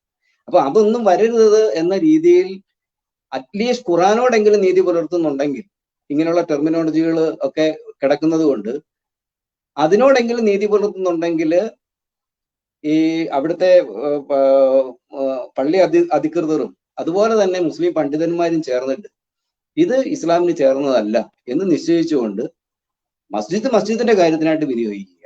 ക്ഷേത്ര കാര്യങ്ങൾ ഇവിടെ ചെയ്യാണ്ട് വേറെ സങ്കേതങ്ങളുണ്ട്, ഹിന്ദു അയ്യപ്പ ഭക്തന്മാരുണ്ട്, ഹിന്ദു പ്രസ്ഥാനങ്ങളും മറ്റേ സമുദായങ്ങളും കാര്യങ്ങളും ഒക്കെ ഉണ്ട് ഇവിടെ. പിന്നെ ഇതൊന്നും വാസ്തവത്തിൽ നേരെ പോകാത്തതിന് കാരണം ഹിന്ദുവിന്റെ ഭരണം, ഹിന്ദു ക്ഷേത്രങ്ങളുടെ ഭരണം നിർവഹിക്കുന്നു എന്ന് അവകാശപ്പെട്ടുകൊണ്ടിരിക്കുന്ന ദേവസ്വം ബോർഡ് സംവിധാനം, ഭരണ സംവിധാനം ഇതിന് അനുകൂലമായ ഒരു സ്റ്റാൻഡ് എടുക്കുന്നില്ല എന്നിടത്ത്. അതുകൊണ്ടാണ്. കാരണം ഒരു ഹൈന്ദവ സ്വത്വം ഇവിടെ നിലനിൽക്കണം, ഹൈന്ദവ ശക്തിയും ഹൈന്ദവ സ്വത്വവും പാരമ്പര്യവും സംസ്കാരവും ഒക്കെ നിലനിൽക്കണം എന്നുള്ള ഒരു ആഗ്രഹം വാസ്തവത്തിൽ ഇക്കൂട്ടർക്ക് ആർക്കും തന്നെ ഇല്ല. ഇവിടെ മാറി മാറി ഭരിച്ചുകൊണ്ടിരിക്കുന്ന അത് UDF ഭരണമാണെങ്കിലും LDFന്റെ ഭരണമാണെങ്കിലും ഇവരുടെയൊക്കെ കയ്യിൽ ഇരിക്കുമ്പോൾ, ദേവസ്വം ബോർഡ് ഇരിക്കുമ്പോൾ ഹിന്ദുവിന് മാത്രം യാതൊരു തരത്തിലുള്ള അനുകൂലവും വന്നു പോകരുത്, അബദ്ധത്തിൽ പോലും വന്നു പോകരുത്. അതാണ്, അബദ്ധത്തിൽ പോലും വന്നു പോകരുത്, അത് മറ്റുള്ളവർക്ക് തന്നെ എത്തണം എന്ന ഒരു വാശി ബുദ്ധിയോടുകൂടിയാണ് പ്രവർത്തിക്കുന്നത്. തോന്നിപ്പോകുന്നുണ്ട് പലപ്പോഴും. അങ്ങനെയാണ് കണ്ടുവരുന്നത്. എല്ലാം അങ്ങനെ തോന്നിക്കുന്ന രീതിയില്ല. നിങ്ങൾ എരുമേലിയിൽ തന്നെ എരുമേലി ക്ഷേത്രത്തിന്റെ ഫ്രണ്ടിൽ നിന്ന് നോക്കുക. മറ്റേതെങ്കിലും ഇത്രയും വലിയൊരു അന്താരാഷ്ട്ര തീർത്ഥാടന കേന്ദ്രമാണ് വാസ്തവത്തിൽ. ഇന്ത്യയുടെ മുഴുവൻ അഭിമാനമായ വിദേശത്ത് നിന്ന് ഇപ്പൊ റഷ്യയിൽ നിന്നും നേപ്പാളിൽ നിന്നും ഒക്കെ ആളുകൾ വരുന്നുണ്ട്. ഇപ്പോ ഇന്തോനേഷ്യ എന്നൊക്കെ വരുന്നുണ്ട്. ഇപ്പൊ ഈ അടുത്തിടെയായിട്ട് തായ്ലാന്റിൽ നിന്ന് ഭക്തര് വരുന്നുണ്ട്. അപ്പൊ ഇങ്ങനെയുള്ള ഒരു ക്ഷേത്രത്തിന്റെ കവാടമാണ് എരുമേലി. അവിടെ അയ്യപ്പ ക്ഷേത്രത്തിന്റെ മുന്നിൽ ആ പരിസരം, ആ മതിലിനകത്തോട്ട് കണ്ടു കഴിഞ്ഞാൽ ആകെ അലങ്കോലപ്പെടും. അതൊരു ക്ഷേത്ര സംവിധാനമാണെന്ന് വാസ്തവത്തിൽ പറയില്ല. ഒരു ചിട്ടയും അവിടെ വേണ്ടതൊന്നും യാതൊരു കാര്യവും അയ്യപ്പ ഭക്തന്റെ മനസ്സിന് സമാധാനം, സ്വസ്ഥത നൽകുന്ന യാതൊരു സാധനവും അവിടെ ചെയ്തു വെച്ചിട്ടില്ല. പിന്നെ അവിടെ അയ്യപ്പന്മാര് കുളിക്കുന്ന വലിയ തോട്ടിലെ വെള്ളം കാണണം, എന്തോരം ചെളി അവിടെ അടിഞ്ഞു കിടക്കുന്നത്. ഇത് വേണമെങ്കിൽ കുളിച്ചിട്ട് മുങ്ങിട്ട് പൊക്കുമെന്നുള്ളതല്ലാതെ അവിടെ ഏതെങ്കിലും തരത്തിൽ പിന്നെ നടക്കുന്ന ആ വഴിത്താര അവിടെ മറ്റേ നടപ്പന്തലിനകത്തൊക്കെ മിക്കവാറും ചള്ള പിടിച്ചായിരിക്കും കിടക്കും. ഭഗവാന്റെ നേരെ മുമ്പ് ഭാഗത്തെ നടപ്പന്തലിലും ആ ഭാഗങ്ങളിലെല്ലാം ചെളി പിടിച്ച് ചള്ള വെള്ളം എല്ലാം കൂടെ വീണ് നാശമായിട്ട് കിടക്കുക. ഇത് ഹിന്ദുവിനോടല്ലാതെ ആരോട് ചെയ്യാൻ പറ്റുമോ? വേറെ വല്ലവരോടും ചെയ്തു കഴിഞ്ഞാൽ പണി അറിയും. ഒന്ന് ചെയ്തു നോക്കട്ടെ. ഇങ്ങനെ ഒരു സംവിധാനം ഞങ്ങൾ ചെയ്തോളാം എന്ന് പറഞ്ഞ് ഏറ്റെടുത്തിട്ടൊന്ന് ചെയ്ത് കാണിക്കട്ടെ. അപ്പൊ നമുക്ക് സമ്മതിക്കാം. ഇത് ഹിന്ദുവിന്റെ സങ്കേതങ്ങളെ മാത്രം ഇങ്ങനെ ഞങ്ങൾ ഭരിക്കും, ഞങ്ങൾ നന്നാക്കുമെന്ന് പറയുകയും യാതൊരു തരത്തിൽ ഒന്നും ചെയ്യാതെ അപമാനിക്കുന്ന തരത്തിൽ പെരുമാറുകയും ചെയ്യുന്നത് ഒരിക്കലും ഇങ്ങനെ കണ്ടു നിൽക്കുന്നതുകൊണ്ടുള്ള കഷ്ടം കൊണ്ട് മാത്രം പറഞ്ഞു പോകുന്ന, അല്ലെ ഇതൊന്നും പറയില്ല. നമ്മൾ 100 വട്ടം പറയുന്നു, ഇതൊന്നും പറയാൻ നമ്മൾ ആരും ആഗ്രഹിക്കുന്നവരല്ല. നമ്മുടെ അടിസ്ഥാന തത്വങ്ങൾക്ക് വരെ വിരുദ്ധമാണ് ഇപ്പൊ പറഞ്ഞുകൊണ്ടിരിക്കുന്നത്. പക്ഷെ പറയാൻ നിർബന്ധിതരാകണം. അറ്റ്ലീസ്റ്റ് നിങ്ങളൊന്ന് ബഹുമാനിക്കാൻ പഠിക്കുക. ഈ ഭരണകൂടങ്ങളോടും ഈ പറയുന്ന അധികാരികളോടും ഒക്കെ അത്രേ പറയാം, നിങ്ങളൊന്ന് ബഹുമാനിക്കാൻ പഠിക്കുക. ഒന്നും സൗകര്യങ്ങളൊന്നും ചെയ്തു തരണമെന്നില്ല. നിങ്ങൾ അവിടെ പൂന്തോട്ടം ഉണ്ടാക്കി തരണമെന്നോ അവിടെ മുഴുവൻ ഭക്തിസാന്ദ്രമായ എന്തെങ്കിലും ഉണ്ടാക്കണമെന്നൊന്നും പറയും. നിങ്ങൾ അറ്റ്ലീസ്റ്റ് അയ്യപ്പന്മാരെ ഒന്ന് ബഹുമാനിക്കുക. അയ്യപ്പന്മാരെ പിടിച്ചു തള്ളുന്ന അവസ്ഥയാണ് അവിടെ എല്ലാം ഉള്ളത്. പിടിച്ച് തള്ളുകയാണ് വാസ്തവത്തിൽ. അതവിടെ ഇവിടെ വന്ന് നോക്കിയാലേ കാണത്തുള്ളൂ. പിടിച്ച് തള്ളുക, പിടിച്ച് അടിക്കുന്നതിന് തുല്യ വാസ്തവത്തിൽ ആ തള്ളലൊക്കെ. അപ്പൊ ഇതൊക്കെയും നോക്കിക്കൊണ്ട് ആണ് നമ്മൾ ഇങ്ങനെയുള്ള കാര്യങ്ങളൊക്കെ ഇടപെട്ട് പറയുന്നത്. അതുകൊണ്ട് ഹൈന്ദവ ആർജവം, ഹൈന്ദവ ബലം, ഹിന്ദുവിന്റെ ബലം എന്താണെന്ന് കാട്ടിക്കൊടുക്കുന്ന രീതിയിൽ ഇനിയുള്ള കാലമെങ്കിലും മാറിയില്ലെങ്കിൽ അധിക സമയം ഇല്ലാന്ന് എല്ലാവരും തന്നെ പറയുന്നുണ്ട്. കാരണം ഭരണ സംവിധാനങ്ങൾ വരെ കൈക്കലാക്കുന്ന തരത്തിലേക്ക് അംഗസംഖ്യ കൊണ്ട് വളർന്നിട്ടുണ്ട്. അപ്പോൾ ഇനി അധിക കാലം ഇല്ല, ഇനിയുള്ള കാലത്തെങ്കിലും ശക്തിപൂർവ്വം പ്രവർത്തിച്ചാല് ഇതിനെ ആദരിക്കുന്ന ഒരു സംവിധാനമെങ്കിലും നമുക്കിവിടെ നിലനിർത്താൻ കഴിയും. അതെങ്കിലും ഉണ്ടാവട്ടെ എന്ന് പ്രാർത്ഥിക്കുകയാണ്. ശാന്തി ശാന്തി ശാന്തി. രാമസിംഹൻജി, നമ്മൾക്കറിയാം ബാബറി മസ്ജിദ് എന്ന് പറയുന്ന ആ ഒരു തീരാവേദനയ്ക്ക് നമ്മളെല്ലാവരും പരിഹാരം കണ്ട് ആ ഒരു അഭിമാന മുഹൂർത്തത്തിൽ ജീവിക്കുന്ന ആളുകളാണ് നമ്മൾ. ഇപ്പോൾ മറ്റൊരു ആറ്റം ബോംബ്, ഞാൻ നേരത്തെ സൂചിപ്പിച്ച പോലെ തന്നെ ഈ ഒരു ആറ്റം ബോംബ് അതല്ലെങ്കിൽ ഡെമോക്രസിന്റെ തലയിൽ തൂങ്ങി നിൽക്കുന്ന ആ ഒരു വാള് എത്രത്തോളം അപകടകരമായിട്ടുള്ള അവസ്ഥയിലേക്കായിരിക്കും ഇനി വരുന്ന നാളുകളിൽ പോവുക എന്നത്, ഓടുന്ന നായ്ക്ക് ഒരു മുഴം മുൻപേ എന്നുള്ള രീതിയിൽ ഈ ഹിന്ദു അതല്ലെങ്കിൽ വിശ്വാസി സമൂഹത്തോട് എങ്ങനെയാണ് പറഞ്ഞു കൊടുക്കാനാവുക? പ്രത്യേകിച്ച് അങ്ങേക്ക് അറിയുന്ന ഒരു കമ്മ്യൂണിറ്റി കൂടിയാവുമ്പോൾ ഇവരുടെ ആ ഒരു ആക്രമണോത്സുകത ഏത് രീതിയിലേക്കൊക്കെ പോകുമെന്നുള്ളതും ഏതറ്റം വരെ പോകുമെന്നുള്ളതും അറിയുന്നത് കൊണ്ട് തന്നെ എങ്ങനെയാണ് കൂടുതൽ കൂട്ടിച്ചേർക്കാനുള്ളത്? ഇതില് നമ്മള് ബാബരി പള്ളി എന്ന് പറഞ്ഞാൽ ബാബര് പള്ളിക്കകത്ത് ഇപ്പോഴും അയ്യപ്പന്മാരെ കേട്ടില്ല. പലർക്കും അറിയില്ല. അത് അതിന് ചുറ്റിപ്പോയാലും സംഭവിക്കുള്ളൂ. അകത്തേക്ക് പുറത്തേക്ക് തള്ളും. ഈ അയ്യപ്പന്മാർക്കൊന്നും പള്ളിക്കകത്തേക്ക് പ്രവേശനം ഇല്ല. ഈ പള്ളിക്ക് പുറത്തുകൂടെ പോയി കാശിട്ടിട്ട് പൊക്കോണം. അതല്ലാതെ ആ പള്ളിയിലേക്ക് യാതൊരു പ്രവേശനമില്ല. പ്രത്യേകിച്ച് സ്ത്രീകളെന്തോ ഞാൻ അങ്ങോട്ട് കയറ്റത്തിൽ പോലും ഇല്ല. അവിടെ തള്ളി മാറ്റുള്ളൂ. അപ്പൊ പിന്നെ നമ്മൾ ഇതിന്റെ ഒരു ഇപ്പൊ നമുക്ക് ഗുരുവായൂർ എടുക്കുക. ഗുരുവായൂർ ഇപ്പൊ ആരാണ് കാശുണ്ടാക്കുന്നത്? ഇപ്പൊ അടുത്ത കാലത്ത് നമ്മുടെ ഹിന്ദുക്കളായിട്ടുള്ള എത്രയോ നല്ല ചിത്രകാരികള് നല്ല കൃഷ്ണനെ വരയ്ക്കുന്നുണ്ട്. ആർക്കും വേണ്ട. ജസ്ന സലീം വന്നപ്പോഴത്തേക്കും അവിടെ എന്തോ ഒരു ആഘോഷം നടന്നു. ഒന്ന് ആലോചിച്ച് നോക്കൂ. ഹിന്ദുവിന്റെ ഈ ഗുരുവായൂരപ്പന്റെ കൃഷ്ണന്റെ ചിത്രം ഞാൻ ധാരാളം കുട്ടികൾ വരയ്ക്കുന്നത് കണ്ടു. ആർക്കും നമ്മൾ 10 രൂപ കൊടുത്തു അത് വാങ്ങിയിട്ടില്ല. ഈ ജസ്ന സലീമിനെ ആരാണ് പൊക്കിയെടുത്തത്? ഹിന്ദുവിന്റെ പരാജയം അവിടെയാണ്. ഇപ്പൊ ഈ ഗുരുവായൂർ ചെന്ന് കഴിഞ്ഞാൽ ഗുരുവായൂർ അപ്പനെ കൊണ്ട് പണം ഉണ്ടാക്കുന്നത് മുഴുവനും മുസ്ലിംസാണ്. സംശയിക്കൊന്നും വേണ്ട. അവിടെ ഹിന്ദുസിന് അവിടെ കാര്യമായിട്ടില്ല. അപ്പൊ ഹിന്ദുവിന് ഈ പണം ഉണ്ടാക്കാൻ അറിയില്ല, പണം ചെലവഴിക്കാനേ അറിയില്ല. വിറ്റാണെങ്കിൽ ചെലവഴിക്കും. വൈശ്യ സ്വഭാവമല്ലേ ഹിന്ദുവിന്. ഈ വൈശ്യ സ്വഭാവം ഇല്ലാത്തത് കൊണ്ട് തന്നെയാണ് ഹിന്ദു ഗതി പിടിക്കാത്തത്. അത് വേറെ കാര്യം. ഈ അയ്യപ്പന്റെ ഇപ്പൊ ഞാനൊക്കെ ചെല്ലുമ്പോ അന്ന് ഈ നമ്മുടെ സന്നദ്ധ സംഘടനകളാണ് ഈ ശബരിമലയിൽ എല്ലാ കാര്യങ്ങളും ചെയ്തുകൊണ്ടിരിക്കുന്നത്, വെള്ളം കൊടുത്തുകൊണ്ടിരിക്കുന്നത്, സഹായിച്ചുകൊണ്ടിരുന്നൊക്കെ. ഇന്ന് അതിന് സമ്മതിക്കുന്നില്ല സർക്കാർ. നമ്മൾ ഫ്രീ ആയിട്ട് വണ്ടി ഓടിക്കാന്ന് പറയുമ്പോൾ സർക്കാർ സമ്മതിക്കുന്നില്ല. അതേ സമയത്ത് ഹജ്ജിന് പോകുമ്പോഴുള്ള അവസ്ഥ ഒന്ന് ആലോചിച്ച് നോക്കൂ. ആദ്യത്തെ ഹജ്ജിന്റെ യാത്രികർ പോകുമ്പോ ഈ മന്ത്രിസഭ മൊത്തം പോയിട്ട് അസ്സലാമു വിളിച്ച് അവരെ കൊണ്ടുപോയി AC റൂമിൽ ഇരുത്തി കൈമുത്തി എന്താണ് മറ്റേ വെഞ്ചാമരം ബീച്ചിലാണ് ഹജ്ജിനെ അയക്കുന്നത്. ആദ്യത്തെ ബാച്ചിൽ പോകുമ്പോ ഹജ്ജികൾക്ക് വിശ്രമിക്കാനുള്ള ഇടങ്ങളൊക്കെ നിങ്ങൾ ചെന്ന് നോക്കൂ. എന്താണ് എയർ കണ്ടീഷൻഡ് ആയിട്ടുള്ള വലിയ ഹാളുകൾ ചെന്ന്. ശബരിമലയിൽ ഞാൻ കഷ്ടപ്പെടുന്ന ആദ്യത്തെ പ്രാവശ്യം പോകുമ്പോ ഒന്ന് കക്കൂസ് പോകാൻ വേണ്ടി 20 രൂപ അന്ന് കൊടുത്തിട്ടുണ്ട്. 2003 ആദ്യമായിട്ട് ഞാൻ പോകുമ്പോ കൊള്ളയടിക്കണം. അവിടെ അയ്യപ്പന്മാരെ കൊള്ളയടിച്ചിട്ട് പോലും ഒരാളും അനങ്ങിയിട്ടില്ല. ഇപ്പം പറഞ്ഞില്ലേ, ഇപ്പൊ കഴിഞ്ഞ ആഴ്ചയിൽ ആഹാരത്തിന് തുറന്നു വെച്ച ആഹാരം കണ്ട അതിന് ചോദിച്ച് തല്ലാനാ വന്നത്.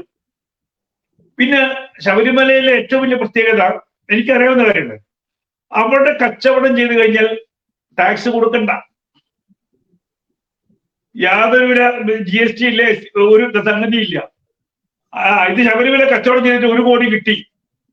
അതിനാരാണ് നടക്കുന്നത്? അപ്പൊ ബ്ലാക്ക് വൈറ്റ് ആക്കാൻ ഏറ്റവും വലിയ മാർഗം എന്താണ്? ശബരിമലയിൽ 2 ഷോപ്പ് എടുത്തിട്ടാൽ മതി. ഒരു കോഴ്സ് ശബരിമല കച്ചവടം. അതുപോലും അവിടെ നിന്ന് കിട്ടുന്ന വരുമാനത്തിന്റെ ഒരു അംശം പോലും ഹിന്ദുവിന് തിരിച്ചു കിട്ടുന്നില്ല. ഈ പറയുന്ന കർണാടകയിൽ നിന്നും ഈ ആന്ധ്രയിൽ നിന്നും വരുന്ന അയ്യപ്പന്മാര് ഒരു വർഷത്തെ അവിടെയുള്ള സ്വഭാവം പറഞ്ഞാൽ ഒരു തമിഴന് ഒരു കച്ചവടം തുടങ്ങുകയാണെങ്കിൽ അതിലൊരു പാർട്ട്ണർഷിപ്പാണ് അയ്യപ്പന് കൊടുക്കുന്നത്. മാസാമാസം കിട്ടുന്നതിന്റെ ഒരു വിഹിതം നേരെ അയ്യപ്പന്റെ പെട്ടിയിലേക്കാണ് ഇടുന്നത്. അത് ഈ മണ്ഡലകാലത്ത് ചുട്ടിക്കെട്ടി നേരെ കൊണ്ടുപോയിട്ട് കുണ്ടിയെ തള്ളുക ചെയ്യുന്നത്. അവിടെ ഈ പറയുന്ന ഹിന്ദു ക്ഷേത്രത്തിന് എന്ത് വിലയുണ്ട്? അതെന്താ പൊന്താത്തത്? അവിടെ എന്താ സൗകര്യം ഉണ്ടാവാത്തത്? നേരെ മറിച്ച് ഇപ്പുറത്ത് ബാബരി പള്ളി എങ്ങനെയാണ് പൊന്തുന്നത്? അവിടെ എങ്ങനെയാണ് മോഡിഫിക്കേഷൻ നടക്കുന്നത്? രണ്ടും കാണണം നമ്മള്. അപ്പൊ ഈ ബാബരി എന്ന പേര് ബാബർ എന്ന് വന്നു കഴിഞ്ഞാൽ സംശയിക്കുന്നു വേണ്ട. ബാബരാക്കിയതാണ്. ആ ബാബറുടെ ഓർമ്മയ്ക്ക് കുറച്ച് കഴിഞ്ഞാൽ ബാബർ ആകൂട്ടോ. അതെങ്ങനെയാണ് ഇവരിങ്ങനെ പതുക്കെ വന്ന് ഇത് അയ്യപ്പൻ ബാബറുടെ അസിസ്റ്റന്റ് ആവാൻ കുറച്ചു കാലം കൂടി ഉള്ളൂ.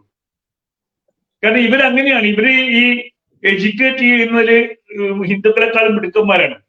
ഇപ്പൊ തന്നെ നമ്മൾ തുറന്നു നോക്കൂ, ചരിത്രത്തില് ഇപ്പൊ ഞാൻ വെറുതെ ഇത് നോക്കി, നമ്മുടെ വെബ്സൈറ്റ് അടിച്ചു നോക്കിയപ്പോ ബാബർ തോറ്റിട്ടില്ല. ബാബറുടെ ശക്തിക്ക് മുമ്പിൽ അയ്യപ്പൻ പകച്ചു പോയി. അങ്ങനെ അയ്യപ്പൻ തോട് കൈയിട്ടുന്നതായി കഥ. ഇപ്പൊ അങ്ങനെ എത്തി. ഏത് നേരത്തെ കഥയൊക്കെ മാറി. നേരത്തെ കഥ മറ്റേ ബാബര് കീഴടങ്ങി അയ്യപ്പന് കീഴടങ്ങി എന്നല്ലേ പറഞ്ഞത്. ഇപ്പൊ അത് മാറിയിരിക്കുന്നു. ഞാൻ ഇന്നിടത്ത് വെറുതെ സെർച്ച് ചെയ്ത് നോക്കുമ്പോ ആ കഥ മാറിയിട്ട് ഈ ബാബറുടെ ശക്തിക്ക് മുമ്പിൽ അയ്യപ്പൻ അന്നം വിട്ട് നിന്നു എന്നുള്ളതാണ്. പിന്നീട് ബാബർക്ക് മനസ്സിലായി അയ്യപ്പനും കുഴപ്പമില്ലാത്ത ആളാണ് എന്ന് കണ്ടപ്പോ എന്നാ പിന്നെ കൈ കൊടുത്തു, അവർ ഒരുമിച്ചു എന്നാണ് ഇപ്പോഴത്തെ കഥ. കുറച്ചു കഴിഞ്ഞെന്തറിയോ, ഈ അറബ് എന്ന് കിടന്ന അള്ളാന്റെ ബാബന്റെ മുമ്പില് അയ്യപ്പന് പിടിച്ചു നിൽക്കാൻ പറ്റിയില്ല. അയ്യപ്പ സാഷ്ടാംഗം വീണു. അപ്പൊ ബാബര് പറഞ്ഞു, നീ മലയുടെ മുകളിൽ നിന്നോ, ഞാൻ മലയുടെ താഴെ നിന്നു. അടുത്ത ചരിത്രം വരാൻ പോകുന്നത് ഇങ്ങനെയാ. നമ്മുടെ വാലിമുന്നന്റെ ചരിത്രം എങ്ങനെയാണ് ഉണ്ടായതെന്ന് അറിയാലോ. നിലമ്പൂരിലെ ചരിത്രം ഇങ്ങനെ ചരിത്രം മാറ്റി നമ്മൾ സമീപ ഭാവിയിൽ വരുമ്പോ അയ്യപ്പൻ സെക്കൻഡ്, ഫസ്റ്റ് ബാബരാവും. അത് തന്നെയാണ് എല്ലാ കാലവും ഉണ്ടായിട്ടുള്ളത്. പിന്നീട് ഈ അവിടേക്ക് ഈ പറയുന്ന എല്ലാ സമ്പത്തും അങ്ങോട്ട് കൊവിഞ്ഞുകൂടുകയും അവർക്കത്, ഞാൻ പറയുന്നത് എന്തുകൊണ്ട് ശബരിമല ദേവസ്വത്തിന് കീഴിൽ എന്നാൽ ആ അയ്യപ്പന് വെച്ചിട്ട് തന്നെയാണ് ഇത് പോകുന്നത്. അത് ദേവസ്വത്തിന് കണ്ണുമില്ല, അവിടെ തിരിഞ്ഞു നോക്കൂല. സർക്കാരിന് അതിന്റെ കണക്കറിയണ്ട. അവിടെ വരുന്ന ഇൻകം ആരാണ്, അതെങ്ങനെയാണ് വിനിയോഗിക്കുന്നത്, ആർക്കും അറിയേണ്ട കാര്യമില്ലല്ലോ. അപ്പൊ ഇത് പതിയെ ഞാൻ പറഞ്ഞു, കൂടുതലും ഇങ്ങനെ പോവുകയാണെങ്കിൽ വളരെ കുറച്ചു കാലം കഴിയുമ്പോൾ അയ്യപ്പൻ അസിസ്റ്റന്റും ബാബര് ബോസുവോ. ലോകത്തെ എല്ലായിടത്തും അങ്ങനെ ഉണ്ടായിട്ടുള്ളൂ. നമ്മളെ ഈ ഇസ്ലാമിക ചരിത്രം പഠിക്കുകയാണെങ്കിൽ നമ്മള് ലോകസമസ്ത ശിബിരവാദം കുറച്ചു നേരത്തേക്ക് മാറ്റി വെച്ച് കഴിഞ്ഞാൽ നമ്മൾ ഇങ്ങനെ പോവുകയാണെങ്കിൽ ഈ സൗദി അറേബ്യയിൽ ഉണ്ടായ 300 പേര് 400 പേര് തുടങ്ങിയ ആ മതം വികസിച്ചത് അതിന്റെ ആത്മാവ് കൊണ്ടോ അതിന്റെ ശുദ്ധി കൊണ്ടോ അല്ല, വാളിന്റെ കരുത്ത് കൊണ്ടാണ്. അത് എല്ലാ ഹൈന്ദവരും ഓർത്താൽ തന്നു. ലോകം കീഴെ ഇന്ന് ഹമാസ്, ഇന്ന് ഈ ഇസ്രായേൽ കഷ്ടപ്പെടുന്നത് ഇവരുടെ ആയുധങ്ങൾക്ക് മുമ്പിലാണ്, ആശയത്തിന് മുമ്പിലല്ല. അങ്ങനെ ആയുധം കൊണ്ട് കീഴടക്കിയ, ലോകം കീഴടക്കിയ ഒരു മതമാണ് ഇസ്ലാം മതം. അത് സൂക്ഷിക്കുക തന്നെ വേണം. ആ മതത്തിന്റെ ഒരു സ്വഭാവമുണ്ട്. ആ മതത്തിനെ ആര് ചോദിച്ചാലും പറയും അത് ചെറിയ ന്യൂനപക്ഷേ ഉള്ളൂ ഈ ഈ തീവ്രവാദികളായിട്ടുള്ളത്. ബഹുഭൂരിപക്ഷം സമാധാനപ്രിയരാ. പക്ഷെ ഈ ചെറു ന്യൂനപക്ഷത്തിന് ബഹുഭൂരിപക്ഷം കീഴടങ്ങുന്ന ഒരൊറ്റ മതമേ ഉള്ളൂ, അത് ഇസ്ലാം മതം. 10 പേര് മെഷീൻ ഗൺ എടുത്തു കഴിഞ്ഞാൽ ആ 10 പേരുടെ കൂടെ ബാക്കിയുള്ളവർ വടിയെടുത്തിറങ്ങും. കലാപമൊന്നും ഉണ്ടാവും. നമ്മൾ അടുത്ത ആലോചിച്ചു, നന്നായി പോയിക്കൊണ്ടിരിക്കുന്ന ഒരു രാഷ്ട്രമായിരുന്നില്ലേ ആ രാഷ്ട്രത്തിന് എങ്ങനെ സംഭവിച്ചത്? ഹിന്ദു കുട്ടികൾ അടക്കം കൂടി ഒരു സമരത്തിന് ഇറങ്ങി. ആ സമരം വിജയിപ്പിച്ചു കഴിഞ്ഞ് അടുത്ത നിമിഷം കാണുന്നതാണ് സമരത്തിന്റെ മുമ്പിൽ നിന്ന ഹിന്ദു കുട്ടി ജീവന് വേണ്ടി നെട്ടോട്ട് ഓടുന്ന കാഴ്ച നമ്മൾ കണ്ടു. അവിടെ സൗഹൃദത്തിന് ഒരു വിലയുണ്ടായിരുന്നില്ല. ഞാൻ നിന്റെ മുന്നിൽ കൂടെ സമരം ചെയ്തതല്ലേ, നമ്മൾ ഒരുമിച്ചല്ലേ സമരം ചെയ്തത്.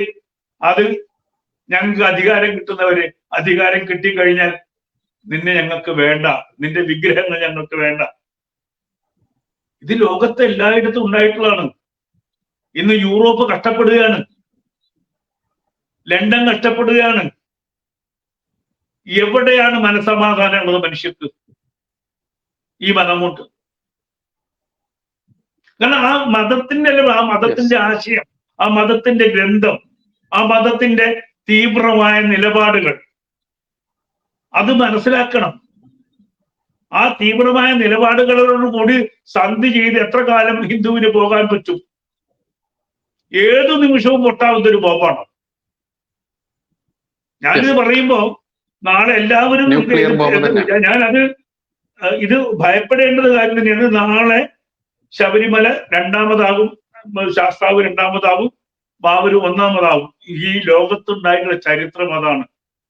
ഒട്ടകത്തിന് ഇടം കൊടുത്തതുപോലെയാണ് എന്നുള്ളത് കൊണ്ട് ഞാനിത് പറയുന്നതുകൊണ്ട് ആർക്കെങ്കിലും വിരോധം തോന്നിയാലും കുഴപ്പമൊന്നുമില്ല. കാരണം ഞാനിങ്ങനെ പറയുന്ന കൂട്ടത്തിലാണ്. അപ്പൊ സൂക്ഷിക്കേണ്ടത് സൂക്ഷിച്ചാൽ, ഹൈന്ദവ സമൂഹം സൂക്ഷിച്ചാൽ ആ വിശ്വാസം അവിടെ നിലനിൽക്കും, ശാസ്താവ് നിലനിൽക്കും. അപ്പൊ ശാസ്താവിന് വേണ്ടി ജീവിക്കുക, അയ്യപ്പന്മാരാവുക, യഥാർത്ഥ അയ്യപ്പന്മാരായിട്ട് ആ അയ്യപ്പന്റെ മനസ്സോടുകൂടി അവിടെ പോവുക, അയ്യപ്പനെ വണങ്ങുക, അയ്യപ്പന്റെ പൂങ്കാവനം പുനഃസൃഷ്ടിച്ചെടുക്കുക. വിശ്വാസം എന്ന് പറയുന്നത്, നമ്മുടെ ഹൈന്ദവന്റെ വിശ്വാസം എന്ന് പറയുന്നത് ഈ ശരിക്കും പറയുന്നത് ഏകദൈവം, അവരെക്കാളും വലിയ ഏകദൈവത്തിൽ വിശ്വസിക്കുന്ന, പക്ഷെ നമുക്ക് എല്ലാത്തിലും ദൈവത്തെ കാണാൻ പറ്റും എന്നുള്ളതാണ് നമ്മുടെ വിശ്വാസം. നമുക്ക് ഏത് തൂണിലും തുരുമ്പിലും ഈ പറയുന്ന അഗ്രഹിമാനിലും ബാബരിലും ഒക്കെ നമുക്ക് കാണാം, പക്ഷെ അവർക്കത് കാണാൻ പറ്റില്ല. ആ ഒരു വ്യത്യാസം ഉണ്ടാവണം. ഈ ക്ഷേത്രത്തിനെ ആക്രമിക്കാൻ വേണ്ടി തന്നെയാണ് അവിടെ എയർപോർട്ട് കൊണ്ടുവരാൻ ശ്രമിക്കുന്നത്, അവിടെ ടൂറിസം കൊണ്ടുവരാൻ ശ്രമിക്കുന്നത്. ഇതെല്ലാം വന്നു കഴിയുമ്പോൾ അവസാനം ഇതിന്റെ തള്ളലിൽ ഈ പറയുന്ന ഭക്തി, അതിന്റെ ആ ഭക്തി രസം അതങ്ങ് നഷ്ടപ്പെടും. ഇപ്പൊ എനിക്ക് ശബരിമല പോകാൻ തോന്നാറില്ല. കാരണം ഇതൊക്കെ കണ്ട് കണ്ട് നമുക്കൊരു മടുപ്പ് തോന്നും. ഇപ്പൊ ഭാര്യ പറയുന്നുണ്ട്, ഇപ്പൊ അവർക്ക് പോകാറായല്ലോ, പോണം എന്ന് പറയുന്നത്. നമ്മൾ എങ്ങനെയാണോ പോകാന്ന് ഒരു ചോദ്യം നമ്മുടെ മനസ്സിൽ വന്നു പോകുന്നത്. അത് എല്ലാവരും ഉണ്ട്. നിരന്തരമായി പോയിക്കൊണ്ടിരുന്ന 20-25 വർഷമായിട്ട് പോയിക്കൊണ്ടിരുന്ന ആൾക്കാർക്ക് ഇപ്പൊ ചെറിയ മടി തുടങ്ങി. സാറേ എന്തിനാണ് നമ്മൾ ഇവർക്ക് കൊണ്ട് കൊടുക്കുന്നത് എന്ന ഒരു അവസ്ഥയിലേക്ക് ഹിന്ദു മാറും. അങ്ങനെ ഹിന്ദു മാറുമ്പോൾ അവിടെ ശക്തി ക്ഷയിക്കും. അത് ക്ഷയിക്കാതിരിക്കണമെങ്കിൽ ഈ ആ ഒരു സങ്കല്പം ഉണ്ടല്ലോ, അയ്യപ്പ സങ്കല്പം, 41 ദിവസം കൊണ്ട് അയ്യപ്പനാവുന്ന ആ സങ്കല്പം നിലനിൽക്കണം. അത് നിലനിൽക്കാതെ പോയാൽ കേരളത്തിൽ ഇന്ന് ഹിന്ദു ഒരുമിച്ച് നിൽക്കുന്ന ഒരൊറ്റ വിശ്വാസ പ്രമാണമേ ഉള്ളൂ, അത് അയ്യപ്പനാണ്. അതും കൂടി ഇല്ലാതായാൽ കേരളത്തിൽ ഹിന്ദുവിന് യാതൊരുവിധ അടിസ്ഥാനവും ഉണ്ടാവില്ല. Yes, okay. Vijay Thampi sir, നമുക്കറിയാം ഇതില് ഏറ്റവും കൂടുതൽ ഇപ്പോ അങ്ങ് ഇതിന്റെ ഇനി വരാനിരിക്കുന്ന ചുവടുവെപ്പുകൾ എങ്ങനെയാണുള്ളത് കൂടി ഒന്നുകൂടെ നമ്മുടെ പ്രേക്ഷകർക്ക്, കാരണം ഈ വിഷയത്തിന്റെ ഒരു പ്രാധാന്യം മനസ്സിലായത് കൊണ്ട് തന്നെ ആയിരക്കണക്കിന് ആളുകൾ ഇത് വീക്ഷിക്കുന്നുണ്ട്. നമ്മുടെ 4 ചാനലിലാണ് ഇത് ഒരേ സമയം ലൈവ് പോയിക്കൊണ്ടിരിക്കുന്നത്. അതുകൊണ്ട് തന്നെ ആളുകൾക്ക് ഇതിന്റെ പ്രാധാന്യം അറിയാം. ഈ വൈകിയ വേളയിൽ 10 മണി കഴിഞ്ഞ് 8 മിനിറ്റ് ആയി. അതുകൊണ്ട് തന്നെ ഇനി എന്താണ് VHPയുടെ അടുത്ത ഒരു ചുവടുവെപ്പ് എന്ന് കൂടി പറഞ്ഞു വെക്കേണ്ടതുണ്ട്. അപ്പോഴേ ചർച്ച പൂർണ്ണമാവൂ എന്ന് തോന്നുന്നു. എങ്ങനെയാണ് സാർ അതുകൂടി പറഞ്ഞു വെക്കാനുള്ളത്? ആദ്യമായിട്ട് ഞാൻ രാമസിംഹൻജിയെ വണങ്ങുന്നു. കാര്യം ഇത്രയും ശക്തമായ നിലപാട് നമ്മുടെ ഹിന്ദുക്കൾ, യഥാർത്ഥ ഹിന്ദുക്കളായി ജനിച്ച് ജീവിച്ചു വന്നവരെടുക്കുമോ എന്ന് പോലും എനിക്ക് സംശയമാണ്. കാര്യം അദ്ദേഹം പൂർവാശ്രമത്തിൽ ഈ പറഞ്ഞ ഇസ്ലാം മതവിശ്വാസിയായിരുന്നു. അതിൽ നിന്ന് അദ്ദേഹം ഹിന്ദുവിലേക്ക് വന്ന ആളാണ്. രാമസിംഹൻ എന്ന് പറയുന്ന ഏറ്റവും ഹിന്ദുക്കൾ, ഒരു ഇസ്ലാം മതവിശ്വാസി ഹിന്ദുവായി വന്ന് ഇസ്ലാമികളാൽ കൊല്ലപ്പെട്ട ഒരു വ്യക്തിയാണ് രാമസിംഹൻ. ആ രാമസിംഹന്റെ പേര് അദ്ദേഹം സ്വീകരിച്ച് യഥാർത്ഥ ഹിന്ദുവായി മാറിയ ഒരു ആളാണ് അദ്ദേഹം. ഇത്രയും ശക്തമായി എത്ര ഹിന്ദുക്കൾ പറയുമെന്ന് എനിക്ക് സംശയമുണ്ട്. കാരണം ഇവിടെ പറഞ്ഞതുപോലെ ഈ അയ്യപ്പൻ, ഞാൻ നേരത്തെ പറഞ്ഞു, ശബരിമല അയ്യപ്പൻ എന്ന് പറയുന്നത് കേരളത്തിന്റെ പരദേവതയാണ്. കേരളത്തിന്റെ നിലനിൽപ്പാണ് അയ്യപ്പൻ. അയ്യപ്പന് വേണ്ടിയാണ് ഇവിടെ ജാതി മത വർണ്ണ വർഗ വ്യത്യാസമില്ലാതെ ഹിന്ദുക്കൾ ഒന്നായി തെരുവിലിറങ്ങിയത്. ആ അയ്യപ്പ വിശ്വാസികളാണ് ഇവിടെ ഉള്ള എല്ലാവരും. കാര്യം ഇവിടെ നിങ്ങൾ ആലോചിച്ച് നോക്കൂ, അയ്യപ്പനെ തൊട്ട് കളിച്ചതിന് ശേഷം ഇവിടെ ഈ ഭരണ സംവിധാനത്തിന് സമാധാനമായിട്ട് ഒരു ദിവസം ഭരിക്കാൻ പറ്റിയിട്ടുണ്ടോ? ഈ യുവതീ പ്രവേശനത്തിന് മുമ്പ്, അതായത് പ്രളയം, എന്തെല്ലാം പ്രശ്നങ്ങളാണ് ഇവിടെ. ഇന്നുണ്ടോ? ഇന്നത്തെ ഭരണത്തിൽ ഇന്ന് മുഖ്യമന്ത്രിക്ക് സമാധാനമായിട്ട് ഭരിക്കാൻ പറ്റുന്നുണ്ടോ? അദ്ദേഹത്തിന്റെ കൂടെ നിൽക്കുന്നവരെന്നെ അദ്ദേഹത്തെ കാല് വാരുന്ന അവസ്ഥയല്ലേ ഇന്ന് നമ്മൾ കാണുന്നത്. ഇന്ന് നമ്മൾ ചാനലുകളിൽ കണ്ടുകൊണ്ടിരിക്കുന്നത് എന്താണ്? അപ്പൊ ഇവിടെ അയ്യപ്പൻ എന്ന് പറയുന്നത് ഈശ്വരൻ മാത്രമല്ല, നമ്മളോടൊപ്പമുള്ള, നമ്മളിൽ ഒരാളായ നമ്മുടെ സഹോദരനാണ്, മകനാണ്, നമ്മുടെ പിതാവാണ്, നമ്മുടെ എല്ലാമാണ് അയ്യപ്പൻ. എല്ലാം അയ്യപ്പൻ, എല്ലാത്തിനും പൊരുൾ അയ്യപ്പൻ എന്നാണ്. അതായത് 18 പടികൾ, 18 ശാസ്ത്രങ്ങളാണ്, 18 പുരാണങ്ങളാണ്, 18 മലകളാണ്. അതിന് എല്ലാത്തിനും പൊരുളായ, അത് ധർമ്മശാസ്താവ് ശാസിക്കുന്ന ഒരേ ഒരാളാണ് അയ്യപ്പൻ. ധർമ്മത്തിനെ നിലനിർത്തുന്ന, ശാസിക്കുന്ന, പിടിച്ചു നിർത്തുന്ന, എല്ലാത്തിനും പൊരുളായ ആളാണ്. ആ ശബരിമല എന്ന് പറയുന്നത് ഒരു ശിവലിംഗത്തിന് മുകളിൽ പ്രതിഷ്ഠിക്കപ്പെട്ടതാണ്. അത്രയും പുണ്യ പുരാതന പരിപാവനമായ ഒരു സന്നിധാനമാണ്. അതൊരു കാനന ക്ഷേത്രമാണ്. അതിനെ നശിപ്പിക്കാൻ ആര് ശ്രമിച്ചോ അവർക്കെല്ലാം കിട്ടേണ്ടത് കിട്ടിക്കൊണ്ടേയിരിക്കും. അത് കാലാകാലങ്ങളിലായുള്ള സാക്ഷ്യങ്ങളാണ്. അത് ഞാൻ ഓരോന്നിട്ട് എടുത്തു പറയേണ്ട കാര്യമില്ല. കാര്യം പല അവിടുത്തെ തന്ത്രിമുഖ്യന്മാരായാലും അവിടുത്തെ ദേവസ്വം ബോർഡായാലും അവിടെ ഉദ്യോഗസ്ഥന്മാരായാലും ഭക്തന്മാരായാലും ഭഗവാനെ നിന്ദിക്കുന്നവരോ ഭഗവാനിൽ വിശ്വാസമില്ലാതെ ഭഗവാനെ പറ്റിക്കുന്നവരോ കാലാകാലങ്ങളിൽ അനുഭവിച്ചുകൊണ്ടേയിരിക്കും. ഈ കഴിഞ്ഞ 3 ദേവപ്രശ്നങ്ങളിൽ തെളിയിക്കപ്പെട്ടതാണ് വാവർ എന്നൊരു സങ്കല്പമില്ല. വാപുരനാണ്, ശിവഭൂതമാണ്. വാവർ എന്ന് പറയുന്ന അതിനെ ആ ശബരിമല സന്നിധാനത്ത് നിന്ന് പൊളിച്ചു മാറ്റണം എന്ന് കഴിഞ്ഞ 3 ദേവപ്രശ്നങ്ങളിൽ തെളിഞ്ഞെങ്കിലും ഇന്നത്തെ നട്ടലില്ലാത്ത ഈ ദേവസ്വം ബോർഡ് അതിന് തയ്യാറായിട്ടില്ല. ഈ ദേവസ്വം ബോർഡ് ഇവിടെ ഭസ്മക്കുളത്തെ പൊളിച്ചു മാറ്റാൻ പോകുന്നു. അത് ഹൈക്കോടതി ഇടപെട്ട് തടഞ്ഞില്ലായിരുന്നെങ്കിൽ ഭസ്മക്കുളത്തെ പൊളിച്ച് എവിടെയാ കൊണ്ടുപോകാൻ പോകുന്നത്? അവിടെ ശബരി ഗസ്റ്റ് ഹൗസിന് മുമ്പിലുള്ള പഴയ തേങ്ങ ഒരു കളമുണ്ട്, ആ കളത്തിലേക്ക് കൊണ്ടുപോകാൻ ശ്രമിച്ചതാണ്.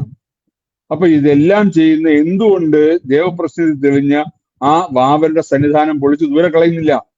ഞാൻ ചോദിക്കട്ടെ, ശബരിമലയിൽ തന്ത്രിക്കും മേൽശാന്തിക്കും എല്ലാ സ്ഥലത്തും കാണിക്ക വെഞ്ചി വെച്ച് അതെല്ലാം ശബരിമല ദേവസ്വം ബോർഡ് കട്ടുമുടിക്കുമ്പോ വാവര നടയിൽ വെച്ചിരിക്കുന്ന കാണിക്ക വഞ്ചിയിലെ ഒരു പൈസ എടുക്കാനുള്ള ധൈര്യം ചെങ്കൂറ്റൻ ദേവസ്വം ബോർഡിനുണ്ടോ? അത് മൊത്തം വാവര അവര് തൂത്തുവാരിക്കൊണ്ട് പോവല്ലേ? അപ്പം ഇത് ബൈജി ഇത് മലയാളത്തിൽ മാത്രമല്ല, ഇതെല്ലാ ഭാഷകളിലും എല്ലാ തരം സൗത്ത് ഇന്ത്യൻ ഭാഷകളിലും തമിഴിലും തെലുങ്കിലും കന്നഡയിലും ഹിന്ദിയിലും മറ്റെല്ലാ ഭാഷകളിലും ഇത് വരണം. കാര്യം ഇത് വ്യക്തമാകണം. കാര്യം ഇത് പറ്റിക്കപ്പെടുകയാണ്. ഹിന്ദുക്കൾ കാലാകാലങ്ങളായി പറ്റിക്കപ്പെട്ടുകൊണ്ടിരിക്കുകയാണ്. ഇനിയെങ്കിലും തിരിച്ചറിയുക, വാവരെന്ന് പറഞ്ഞ സംഭവമില്ല. എരുമേലി പോവുക, നിങ്ങൾ അവിടെ കൊച്ചു ക്ഷേത്രത്തിൽ തൊഴുക, അല്ലെങ്കിൽ വലിയ ക്ഷേത്രത്തിൽ തൊഴുക, അവിടെ പേട്ട തുള്ളുക. ഒരിക്കലും നിങ്ങൾ വാവര് പള്ളിയിൽ കയറരുത്. കാര്യം വായൂർ പള്ളിയിൽ നിങ്ങൾക്ക് അകത്ത് കയറാൻ കഴിയുമോ? നിങ്ങൾ പുറത്ത് നിന്ന് അവിടെ കാണിക്ക ഇട്ടിട്ട് വരണം. നിങ്ങൾക്ക് അകത്ത് കയറാൻ പറ്റുമോ? നേരത്തെ രാമസിംഹൻജി ചോദിച്ചതുപോലെ അയ്യപ്പന്റെ പടം അവിടെ വെക്കുമോ? അതുപോലെ ശബരിമലയില് വാവര സ്ഥാനത്ത് പണ്ടൊരു ഖബറുണ്ടാക്കി വെച്ചു. ഇപ്പൊ അതില്ലെന്ന് തോന്നുന്നു. നാളെ രാമസിംഹൻജി പറഞ്ഞത് വളരെ വലിയൊരു കാര്യമാണ്. നാളെ അയ്യപ്പന്റെ അസിസ്റ്റന്റ് ആണ് അല്ലെങ്കിൽ വാവരെന്നുള്ളത് മാറി വാവരുടെ ഒരു വെറും ഒരു പിണിയാളാണ് അയ്യപ്പൻ എന്ന് നാളെ മാറ്റും. അത് മാറ്റാൻ ഇവിടുത്തെ രാഷ്ട്രീയക്കാർ കൂടെ നിൽക്കും. അതോടുകൂടി ഹിന്ദു സമാജം കേരളത്തിൽ തകരും. കേരളം യഥാർത്ഥ കേരളമായി മാറും. ഇനിയെങ്കിലും ഹിന്ദുക്കളായി ജനിച്ചവർക്ക്, ഇന്നും ഹിന്ദുക്കളായി ജീവിക്കുന്നവർക്ക് ഹിന്ദുക്കളായി മരിക്കണമെന്നും നാളെ ഹിന്ദു സമാജം ഇവിടെ നിലനിൽക്കണമെന്നും ആഗ്രഹമുണ്ടെങ്കിൽ നിങ്ങൾ ഈ വാവൽ എന്നുള്ള സങ്കല്പത്തെ എടുത്ത് ചവറ്റുപുടയിൽ കളയൂ. കയറരുത്, വാവർ പള്ളി കയറരുത്, വാവർ സ്ഥാനത്ത് പോയി ദർശനം നടത്തരുത്. നിങ്ങൾ ശബരിമലയിൽ പോകുന്നത് എരുമേലി വഴി വരികയാണെങ്കിൽ നിങ്ങൾ അവിടുത്തെ ചെറിയമ്പലത്തിൽ കയറൂ, വലിയമ്പലത്തിൽ കയറൂ, പേട്ട തുള്ളൂ. നേരെ നിങ്ങൾ കാനനപാത വഴി വരികയാണെങ്കിൽ അവിടെ 18 ക്ഷേത്രങ്ങളുണ്ട്, പുണ്യപുരാതനമായ ക്ഷേത്രങ്ങളുണ്ട്, ശിവക്ഷേത്രങ്ങളുണ്ട്, കാളകെട്ടി ഉൾപ്പെടെയുള്ള ക്ഷേത്രങ്ങളുണ്ട്. ആ ക്ഷേത്രങ്ങളിൽ ദർശനം നടത്തൂ. കാനനപാതയിലൂടെ പമ്പയിലെത്തൂ. പമ്പാ വിളക്കും പമ്പാ സദ്യയും എല്ലാത്തിനും പങ്കുകൊണ്ട് ശബരിമലയിൽ എത്തുക, ദർശനം നടത്തുക, മടങ്ങുക. അതുവഴിയല്ല പമ്പ വഴിയാണ് വഴിയെങ്കിൽ പമ്പ വഴി വരിക. അയ്യപ്പസ്വാമിയെ നേരെ പടി കയറി 18-ാം പടി കയറി തൊഴുക. ആ വാവര സംഭവം തന്നെ 18-ാം പടിക്ക് താഴെ വലതുവശത്ത് ഇരിപ്പുണ്ട്. അതിനെ തൃണവൽക്കരിക്കുക, അങ്ങോട്ട് തിരിഞ്ഞു നോക്കാതിരിക്കുക, തൊഴുക, ദർശനം നടത്തുക. പറ്റുമെങ്കിൽ 18-ാം പടി കയറുന്നതിന് മുമ്പായിട്ട് വാവുരനെ മനസ്സാലൊന്ന് സങ്കല്പിക്കുക. അവിടെ വലതുവശത്ത് കറുപ്പായിയമ്മയുണ്ട്, കറുപ്പസ്വാമിയുണ്ട്, കടുത്തസ്വാമിയുണ്ട്. അവരെല്ലാം തൊഴുന്ന കൂട്ടത്തിൽ വാവുരൻ എന്ന് പറയുന്ന ശിവഭൂതത്തെ മനസ്സാലൊന്ന് സങ്കല്പിക്കുക. 18-ാം പടി ചവിട്ടുക, ദർശനം നടത്തുക, ഭഗവാൻ അനുഗ്രഹം വാങ്ങിക്കുക, തിരിച്ച് വീട്ടിലെത്തുക. അതുപോലെ തന്നെ ഒരു കാര്യം കൂടെ ഞങ്ങൾക്ക് പറയാനുണ്ട്. ശബരിമല അയ്യപ്പസ്വാമി ദർശനം, ഒരുപാട് അയ്യപ്പ ക്ഷേത്രങ്ങളുണ്ട്, എല്ലാം കർമ്മശാസ്ത്ര ക്ഷേത്രങ്ങളാണ്. ശബരിമല മാത്രമാണ് യഥാർത്ഥ അയ്യപ്പ ക്ഷേത്രം. കാര്യം ധർമ്മശാസ്താവിനെ പണ്ട് പരശുരാമനാൽ പ്രതിഷ്ഠിതമായ ക്ഷേത്രമാണ് ശബരിമല. അവിടെ ആ 18-ാം പടിയും ആ ക്ഷേത്രവും രൂപകൽപ്പന ചെയ്തിരിക്കുന്നത് സാക്ഷാൽ അഗസ്ത്യമുനിയാണ്. ആ ക്ഷേത്രത്തിനെ 3ാമത്തെ വിഗ്രഹമാണ് അവിടെ ഇരിക്കുന്നത്. ആദ്യത്തെ വിഗ്രഹം, അതായത് അഗസ്ത്യമുനി നിർമ്മിച്ച വിഗ്രഹം എന്ന് പറയുന്നത് അത് നവഭാഷണത്തിൽ ഉണ്ടാക്കിയ ശാസ്ത്ര വിഗ്രഹമാണ്. അതിനെ ഉദയൻ എന്ന് പറയുന്ന ഒരു കൊള്ളക്കാരൻ തകർത്തു. ആ ഉദയനെ നശിപ്പിച്ചാണ് സാക്ഷാൽ പന്തള രാജാവ് അയ്യപ്പസ്വാമി അവിടെ ശബരിമല ക്ഷേത്രം പുനരുദ്ധാരണം ചെയ്ത് ഭഗവാൻ അവിടെ ജീവസമാധിയായതാണ്. അവിടുത്തെ ആ മണിമണ്ഡപം എന്ന് പറയുന്ന സ്ഥലത്താണ് സാക്ഷാൽ അയ്യപ്പസ്വാമി ജീവസമാധിയായതാണ്. ശബരിമലയെ സംബന്ധിച്ചിടത്തോളം 3 ശ്രീചക്രങ്ങളാണ് അവിടെ ഉള്ളത്. 18-ാം പടിയിലെ താഴെ ഒരു ശ്രീചക്രമുണ്ട്, അയ്യപ്പസ്വാമിയുടെ പ്രതിഷ്ഠയ്ക്ക് താഴെ ഒരു ശ്രീചക്രമുണ്ട്, അതുപോലെ ആ മണിമണ്ഡപത്തിലും ഒരു ശ്രീചക്രമുണ്ട്. 3 ശ്രീചക്രങ്ങൾ കുടികൊള്ളുന്ന സ്ഥലമാണ് ശബരിമല. ഭഗവാൻ അയ്യപ്പൻ അവിടെ ജീവസമാധിയായതാണ്. അദ്ദേഹം പ്രതിഷ്ഠിച്ച വിഗ്രഹമാണ് രണ്ടാമത് 1950 കാലഘട്ടത്തിൽ ചില സാമൂഹ്യ ദ്രോഹികൾ ചേർന്നതിനെ നശിപ്പിച്ച് ക്ഷേത്രം തീയിട്ടത്. അത് കഴിഞ്ഞ് 3-ാമത്തെ അയ്യപ്പ വിഗ്രഹമാണ് അവിടെ ഇരിക്കുന്നത്. അവിടെ അയ്യപ്പ സ്വാമിയും ധർമ്മശാസ്താവും ഒന്നിച്ചു ചേരുന്ന സ്ഥലമാണ്. അതായത് നൈഷ്ഠിക ബ്രഹ്മചാരിയായ അയ്യപ്പനും ധർമ്മശാസ്താവിന്റെ യഥാർത്ഥ പറഞ്ഞ ആ ഒരു സന്യാസ രൂപത്തിലുള്ള ആ രൂപവും ചേരുന്ന ഏറ്റവും പരമ പവിത്രമായ സ്ഥലമാണ് ശബരിമല. ആ ശബരിമലയിൽ എത്തുമ്പോൾ നിങ്ങൾ ആ പവിത്രത പാലിക്കണം. 41 ദിവസം കൃത്യമായി വ്രതം അനുഷ്ഠിക്കണം. മണ്ഡല വ്രതം അനുഷ്ഠിച്ച് വന്നാൽ മാത്രമേ നിങ്ങൾ അയ്യപ്പനാവുള്ളൂ. അപ്പോഴേ തത്വമസിക്ക് അർത്ഥമുള്ളൂ. ഞാനും അയ്യപ്പൻ, നീയും അയ്യപ്പൻ, എല്ലാം അയ്യപ്പൻ എന്ന് പറയണമെങ്കിൽ ഞാൻ അയ്യപ്പനാവാൻ മനസ്സുകൊണ്ടും ശരീരം കൊണ്ടും ഞാൻ തയ്യാറാകണം. ആ തയ്യാറാകാതെ വന്നാൽ അത് ശബരിമല ദർശനമാകില്ല. അത് പട്ടി ചന്തയ്ക്ക് പോയതുപോലെ ഇരിക്കും. ശബരിമല എത്തണമെങ്കിൽ വ്രതധാരികളായിരിക്കണം, വ്രതാനുഷ്ഠാനത്തോടെ വരണം.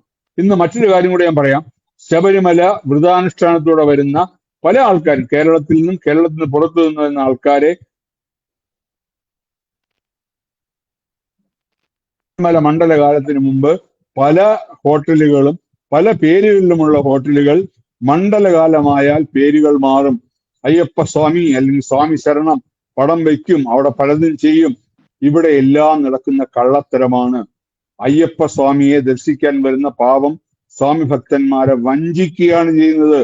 ഞാൻ ദൃക്സാക്ഷിയാണ്. അവിടെ ഒരു ഹോട്ടലിൽ ചെന്ന് കഴിഞ്ഞാൽ അയ്യപ്പ ഭക്തന്മാർക്ക് ഇവിടെ വെജിറ്റേറിയൻ കഞ്ഞിയും പയറും അല്ലെങ്കിൽ കൊടുക്കുമ്പോൾ അകത്ത് ആ അയ്യപ്പ ഭക്തന്മാരെ കൊണ്ടുവരുന്ന ട്രാൻസ്പോർട്ട് ബസ്സിലെ ഡ്രൈവറും കണ്ടക്ടറും അകത്തിരുന്ന് നോൺ വെജ് കഴിക്കുന്നത് ഞാൻ കണ്ടിട്ടുണ്ട്. അപ്പൊ നോൺ വെജ് ചേർന്ന ഭക്ഷണങ്ങൾ കൊടുക്കുന്ന പല ഹോട്ടലുകളുമുണ്ട്. വഞ്ചിക്കപ്പെടാതിരിക്കുക. ഇവിടെ ഇപ്പോ നമ്മുടെ UP-യിലെ യോഗി ആദിത്യനാഥ് അവിടെ നടന്ന ഒരു തീർത്ഥയാത്ര സമയത്ത് ഒരു നിയമം കൊണ്ടുവന്നു. എല്ലാ ഹോട്ടലുകളിലും ആ ഹോട്ടലുകളുടെ ഉടമസ്ഥന്റെയും അവിടെ പ്രവർത്തിക്കുന്നവരുടെയും പേരുകൾ പ്രദർശിപ്പിക്കണമെന്ന്. ചില ആൾക്കാർ ചേർന്ന് സുപ്രീം കോടതിയിൽ പോയി അതിന് സ്റ്റേ വാങ്ങിച്ചു.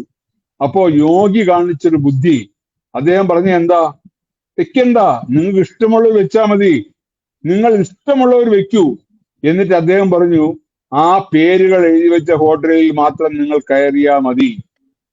അപ്പൊ മനസ്സിലായല്ലോ അതിന്റെ തത്വം. ആ പേര് എഴുതി വെക്കാൻ ധൈര്യപ്പെടുന്നവൻ, ആ പേരെഴുതി വെക്കാൻ പറ്റുന്നവൻ ഹിന്ദുക്കളായിരിക്കും. അതുപോലെ വിശ്വഹിന്ദു പരിഷത്ത് പറയുന്നു, കേരളത്തിലേക്ക് വരുന്ന അയ്യപ്പ വിശ്വാസികൾ കേരളത്തിൽ അങ്ങോളം ഇങ്ങോളമുള്ള ഹോട്ടലുകളിൽ സ്വന്തം പേരും അവിടെ പ്രവർത്തിക്കുന്ന ആൾക്കാരുടെയും പേരും എഴുതി വയ്ക്കൂ, വലുതായി എഴുതി വയ്ക്കൂ. ആ എഴുതി വെച്ച ഹോട്ടലുകളിൽ മാത്രം അയ്യപ്പ ഭക്തർ കയറൂ, വഞ്ചിതരാകാതിരിക്കൂ. അതുപോലെ ഇപ്പോൾ വിശ്വഹിന്ദു പരിഷത്ത് ഉൾപ്പെടുന്ന പരിവാർ സംഘടനകൾ മുന്നോട്ട് വെച്ചൊരു കാര്യമുണ്ട്. പമ്പയ്ക്ക് മുകളിൽ ഹോട്ടലുകൾ പാടില്ല.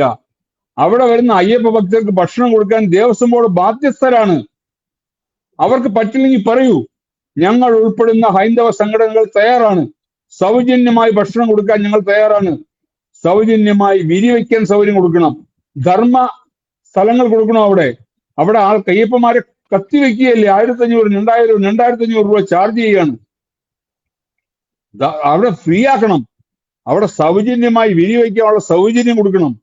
അതുപോലെ തന്നെ നിലയ്ക്കൽ നിന്ന് പമ്പയിലേക്ക് KSRTCക്ക് ഇവിടെ നഷ്ടം നികത്താൻ വേണ്ടിയാണോ അയ്യപ്പ ഭക്തരെ കൊള്ളയടിക്കുന്നത്? ഇവിടെ VSP നേരത്തെ പറഞ്ഞു, ഞങ്ങൾ സൗജന്യമായിട്ട് നിലയ്ക്കൽ മുതൽ അയ്യപ്പന്മാരെ പമ്പയിൽ എത്തിക്കാമെന്ന്. അപ്പം അത് ദേവസ്വം ബോർഡും കേരള ഗവൺമെന്റും നമ്മൾ അപേക്ഷ കൊടുത്തു, അത് ചവിട്ടുകൊട്ടേ കളഞ്ഞു. ഹൈക്കോടതിയിൽ ഞങ്ങൾ റിട്ട് കൊടുത്തു, ആ റിട്ടും ഉദ്ദേശിക്കുന്ന രീതിയിൽ എഫക്റ്റീവ് ആയില്ല. ഞങ്ങളിപ്പോ സുപ്രീം കോടതിയിൽ ഞങ്ങൾ ഫൈറ്റ് ചെയ്തുകൊണ്ടിരിക്കുകയാണ്. ഞങ്ങൾ പറയുന്നത് തിരുപ്പതി മോഡലിൽ, തിരുപ്പതിയിൽ നിങ്ങൾ ട്രെയിൻ ഇറങ്ങിക്കഴിഞ്ഞാൽ നിങ്ങൾക്ക് സൗജന്യമായി തിരുമലയെത്തി ഭഗവത് ദർശനം നടത്താം. അതുപോലെ ദേവസ്വം ബോർഡ് ചെയ്യേണ്ടതാണ് നിലയ്ക്കൽ മുതൽ പമ്പ വരെ അയ്യപ്പ ഭക്തരെ സൗജന്യമായി എത്തിക്കുക എന്നുള്ളത്. KSRTC കൊള്ളയടിക്കാനുള്ള സ്ഥലമല്ല ശബരിമല. അയ്യപ്പ ഭക്തർ നേരത്തെ രാമസിംഹജി പറഞ്ഞതുപോലെ മക്കയിൽ പോകുന്നവരെ താങ്ങിയെടുത്ത് ചന്തി താങ്ങി കൊണ്ടുപോയി എയർപോർട്ടിൽ കൊണ്ട് കയറ്റി വിടുന്നത് പോലെ ചെയ്യുന്ന ആൾക്കാർ ഇവിടെ അയ്യപ്പ ഭക്തന്മാരെ കൊള്ളയടിക്കുകയാണ്, ചവിട്ടി തള്ളി വണ്ടി കയറ്റുകയാണ്. അത് നിൽക്കണം. അയ്യപ്പ ഭക്തർ ഇവിടെ ഹിന്ദുക്കൾ ഒന്നാവണം. അതിനുള്ള ആർജവത്തോടെ ഹിന്ദുക്കൾ മുന്നോട്ട് വരണം.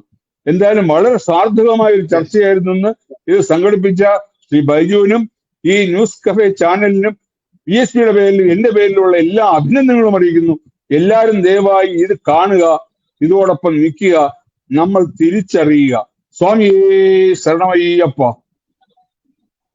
മാന്യ പ്രേക്ഷകരെ, മാന്യ വിശ്വാസി സമൂഹമേ, ജനകോടികളായിട്ടുള്ള അയ്യപ്പസ്വാമിയുടെ വിശ്വാസികളെ, അത് ജാതി മത ഭേദമന്യേ തന്നെയാണ് വിളിക്കുന്നത്. കാരണം അവിടെ മുസൽമാനായാലും ക്രിസ്ത്യനായാലും ഹിന്ദു ആയാലും തുല്യ മനോഭാവത്തോടു കൂടി തന്നെ കൃത്യമായിട്ട് തത്വമസി എന്ന് പറയുന്ന നീ തന്നെയാണ്, നിന്റെ ഉള്ളിലുള്ള ആ ചൈതന്യം തന്നെയാണ് ദൈവം എന്നുള്ള ആ ഒരു ഇത് കാണാൻ വേണ്ടി നമ്മൾ മാലയിട്ട് 41 ദിവസം വ്രതവും നോറ്റുകൊണ്ട് നമ്മൾ ശബരിമല അയ്യപ്പസ്വാമിയുടെ നെയ്യഭിഷേകം നടത്താൻ വേണ്ടി മുദ്രയും നിറച്ചുകൊണ്ട് പോകുന്ന നമ്മൾ ആ ശബരിമല അയ്യപ്പസ്വാമിയുടെ പൂങ്കാവനത്തിലേക്ക് പ്രവേശിക്കുന്നതിന് മുൻപ് തന്നെ, പുണ്യ 18-ാം പടി ചവിട്ടുന്നതിന് മുൻപ് തന്നെ അയ്യപ്പസ്വാമിയുടെ അദ്ദേഹത്തിൽ ആ ഒരു നെയ്യഭിഷേകം നടത്തുന്നതിന് മുൻപ് തന്നെ കൃത്യമായിട്ടും ഒരു ഇസ്ലാമിക പള്ളിയിൽ കയറിക്കൊണ്ട് അവിടെ എന്റെ ദൈവമാണ് വലിയവൻ, മറ്റെല്ലാവരും ദൈവമല്ല, ഏകദൈവ വിശ്വാസികൾ എന്ന് പറഞ്ഞ് 5 നേരം നിസ്കരിക്കുന്ന, 5 നേരം ബാങ്ക് കൊടുക്കുന്ന അവിടെ കയറുന്നതോടുകൂടി തന്നെ നിന്റെ ആചാര ലംഘനം നടന്നു കഴിഞ്ഞു, നിന്റെ ആ നിറച്ച മുദ്രയുടെ പ്രസക്തി തീർന്നു കഴിഞ്ഞു എന്ന് പച്ചയ്ക്ക് പറയേണ്ടതുണ്ട്.